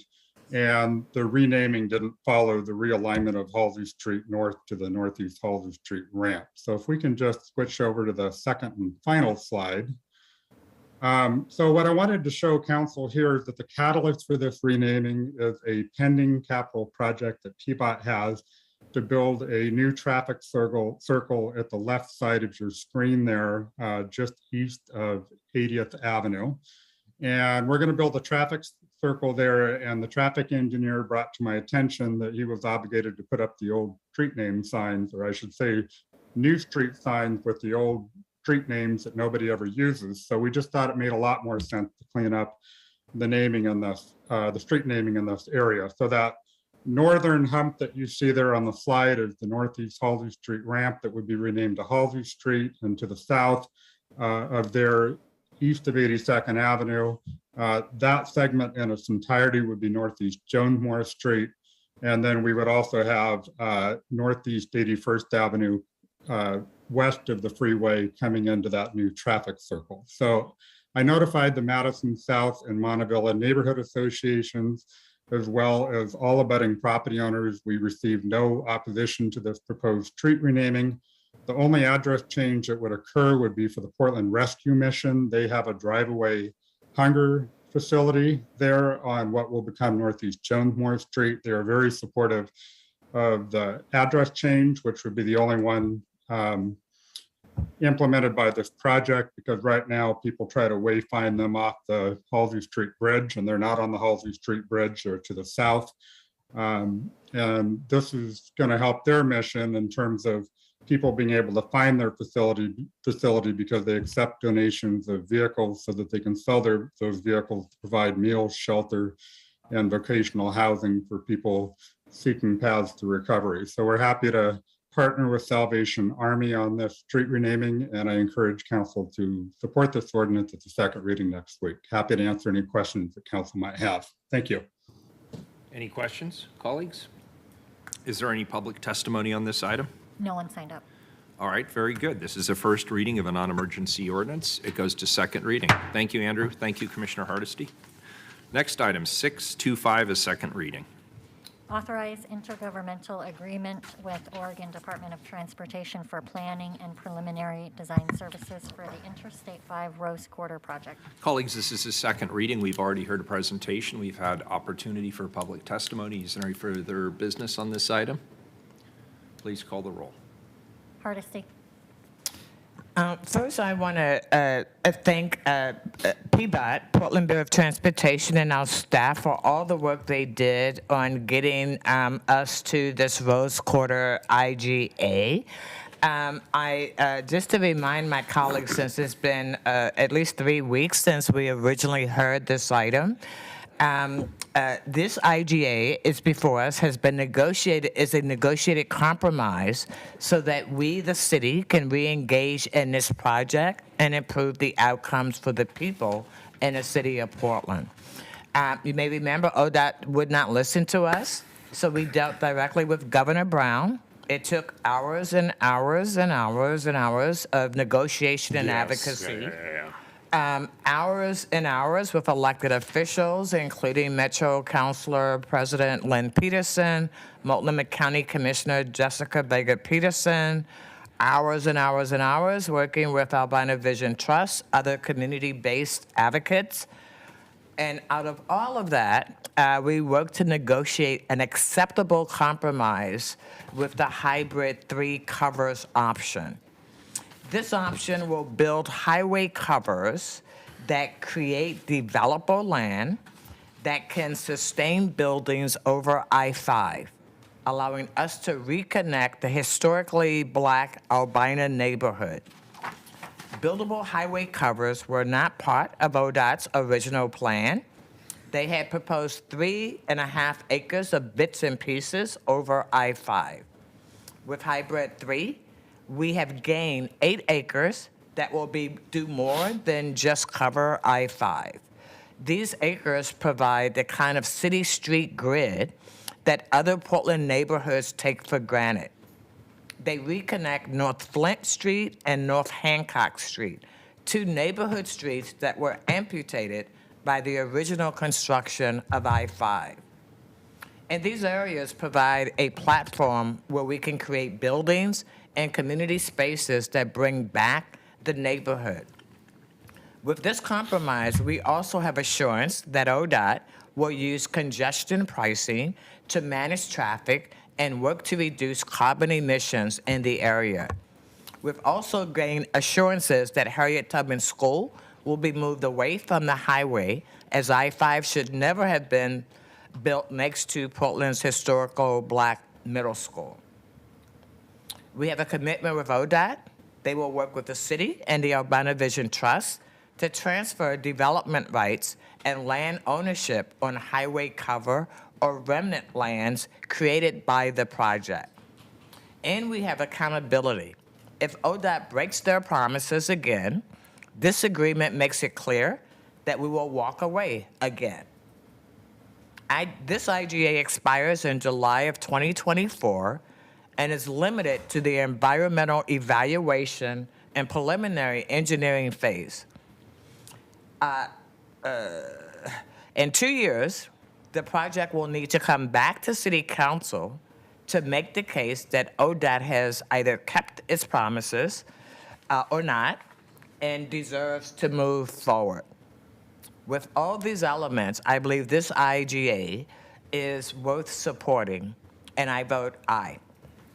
Maps. I'd like to thank Commissioner Hardesty and PBOT for bringing this item forward. I also want to take a moment to express my appreciation to everyone who submitted testimony on this subject. And I also want to say that I appreciate the briefing that council had on this item a couple of weeks ago. At that hearing, I learned a lot, but I still have some questions about how this project will impact things like traffic congestion, traffic safety, CO2 emissions, and our neighborhoods. At this point in the process, we still don't have complete answers to those questions. However, the only way to answer those questions is to approve the ordinance before us today, which will authorize city staff to engage in environmental and design work that will clarify how the Rose Quarter project will impact our environment and our neighborhoods. For these reasons and more, I vote aye. Rubio.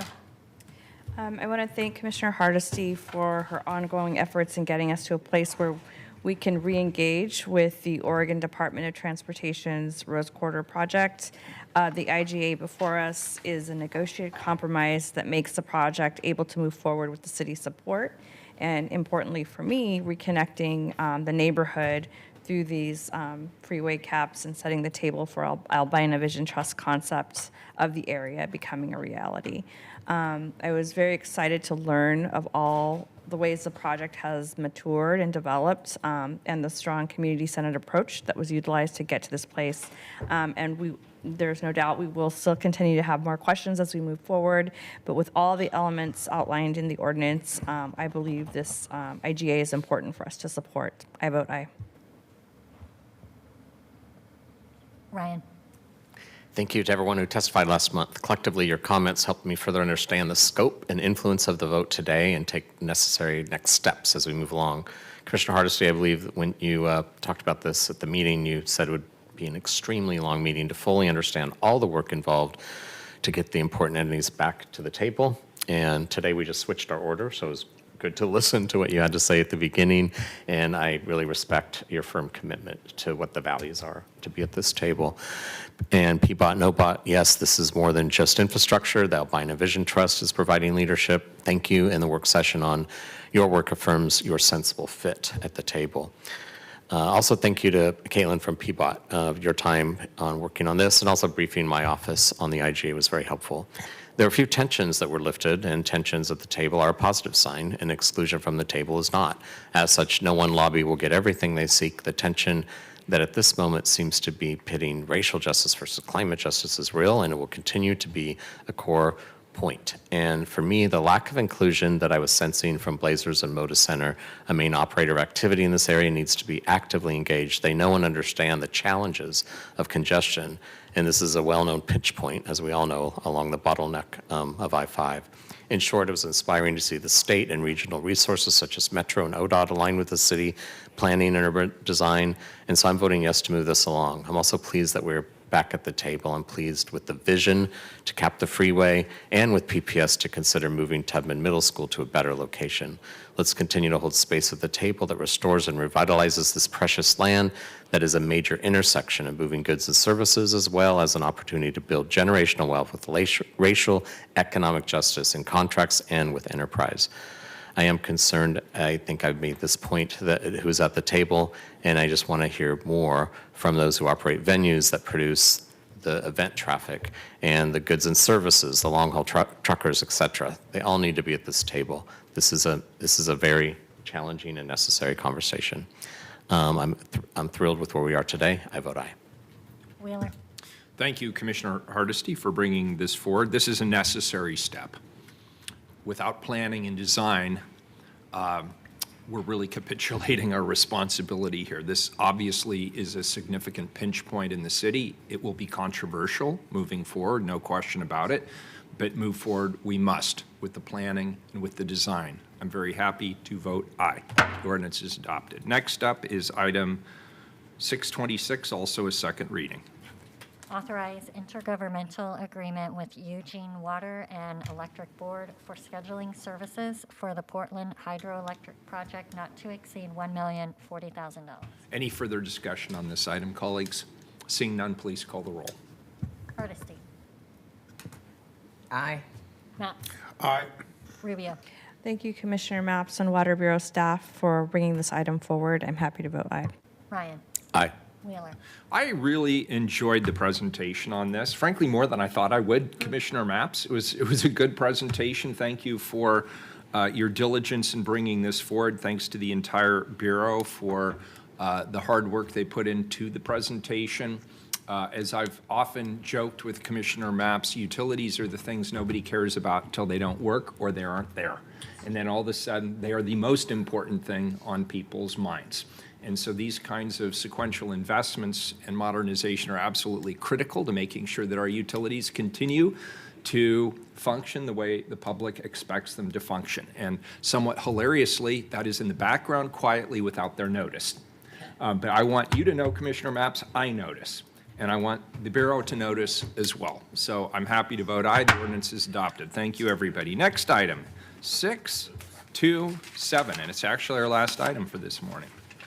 Amend property tax exemption for new construction of single-unit housing in homebuyer opportunity areas code to allow extension of construction timeline for properties receiving a property tax exemption under the Homebuyer Opportunity Limited Tax Exemption Program. The unenviable task of making this sound more interesting than the title falls to none other than the irascible Commissioner Dan Ryan.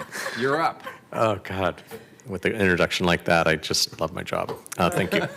Colleagues, as you know, the Portland Housing Bureau administers the city's tax exemption program for the Home Buyer Opportunity Limited Tax Exemption Program, known as the HOLTE program, which provides a 10-year property tax exemption for low to moderate income home buyers, making home ownership more attainable for families in Portland. Today, we have Jessica Connor joining us from PHB to present a technical change to the HOLTE code in alignment with recently adopted changes to state regulations that would allow the PHB, the flexibility to consider extending the construction timeline for homes being built under the Holte program that have expired, extenuating circumstances resulting in delays in the project timeline. Jessica, there you are. Welcome. Take it away. Thank you so much, Commissioner, and good afternoon, Council. For the record, my name is Jessica Connor. I'm the Senior Policy and Planning Coordinator at the Housing Bureau. As Commissioner Ryan stated, the Holte program at the Housing Bureau provides the 10-year property tax exemption to homeownership units constructed and sold to moderate and lower income home buyers. Under the current under the current Holte program, homes must be built within 2 years. If the home is not completed within the 2-year construction time frame, the tax exemption is removed and the home is no longer required to be sold as affordable. The Housing Bureau has come to Council over the last few years to have these tax exemptions removed, eliminating precious affordable homeownership units from the market.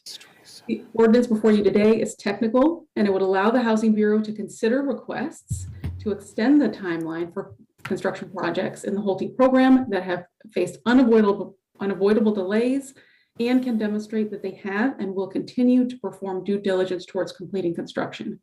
The proposed amendments include Oregon revised statute references.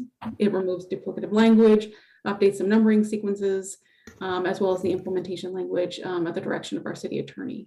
Following the adoption of the ordinance, PHB will update the Holte program administrative rules to incorporate the construction timeline extension process according to our Bureau's rulemaking procedure, which includes a public hearing and a request of testimony from the community. With that, I would be happy to answer any questions. Commissioner Hardesty. Thank you, Mayor. Thank you, Commissioner Ryan. My question, Jessica, is really around, so we're still doing this at 100% of MFI, right? And we're calling it affordable, and we know that's actually not affordable at all. It's worker housing, right? And so my question is this part of an affordable housing package, or is this the missing middle housing that we're providing tax incentives for?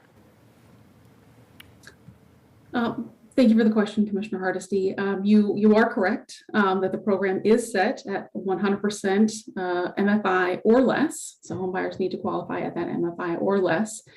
You are correct that recent changes, I would say, in incomes does sort of puts what is affordable for certain Portlanders as part of a larger conversation. Yes. Thank you for that, Jessica. I guess I'm concerned that I don't want people to assume that if we pass this, somehow we're adding to the housing that people can afford to live in the city of Portland. So I'm just curious as to if the Housing Bureau is actually looking at how they market these programs, because again, if you told me this was for low-income people and I found out it wasn't. It was actually for people who are nurses or school teachers or city employees. Then it would be inaccurate, right? So we've had this conversation a bazillion times since I've been here about what we call affordable as compared to what the public perceives as affordable. And so that wasn't even a question. You just got me off on another thing. My other question really had to do with how long is this extension? And what would be a scenario where you would approve an extension for this housing? Thank you again for the question, Commissioner Hardesty. So per state statute, Portland would be allowed to consider extending the construction timeline for up to 2 years. The approach that the Housing Bureau is choosing to take is to consider that in just 1 year, 12-month increments. We are focused on unavoidable delays that are outside of the control of the developer. And doing it in 1 year increments will hopefully get us to that place of giving as much, but also as limited amount of time as needed for constructing those projects. The other thing, if I could just speak to your comment earlier, so the Holte program does apply to both for-profit and nonprofit home builders. In the for-profit sector, in the first 6 months of this year alone, we have removed 30 Holte tax exemptions from income restricted units. The impetus for getting this change and the 3 years of advocacy that PHB and OGR took to the state legislature to get this technical change passed was because of the loss of the affordable portion of the HOLTE program. Those homes are predominantly developed by Habitat for Humanity. You should have written testimony. We did have one of our colleagues from Habitat here this morning. They unfortunately had to step away, or they would have been able to provide their testimony to you. Habitat has a process to save their organization money in batching permits. So they take multiple permits in at one time. Any unfortunate, delays in construction or supply chain issues, as many developers have been experiencing over the last few years, can prolong those hiccups down the chain. And so to be able to speak to, Habitat, they do have a long-term affordability, and they do a lot of their own financing with very low-income home buyers. I'm not going to take a lot of time today. Thank you for that, Jessica. But maybe it would be great to be able to just get a list of kind of what we've done, say, in the last 5 years in these various programs, right? And at what MFI level.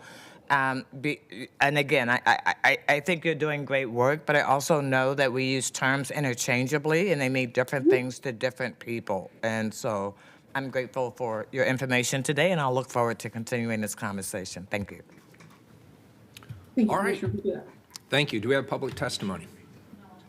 Any one further signed up. questions? Please call the roll. Hardesty,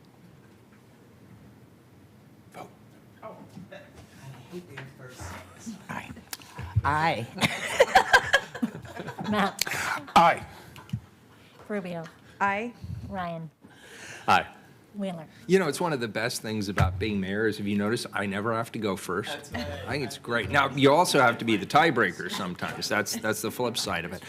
Thank you. This was a good discussion. Thank you, Commissioner, for asking those questions. That was illuminating. Thank you. I vote aye, and the ordinance is adopted, and we are adjourned until 2 p.m.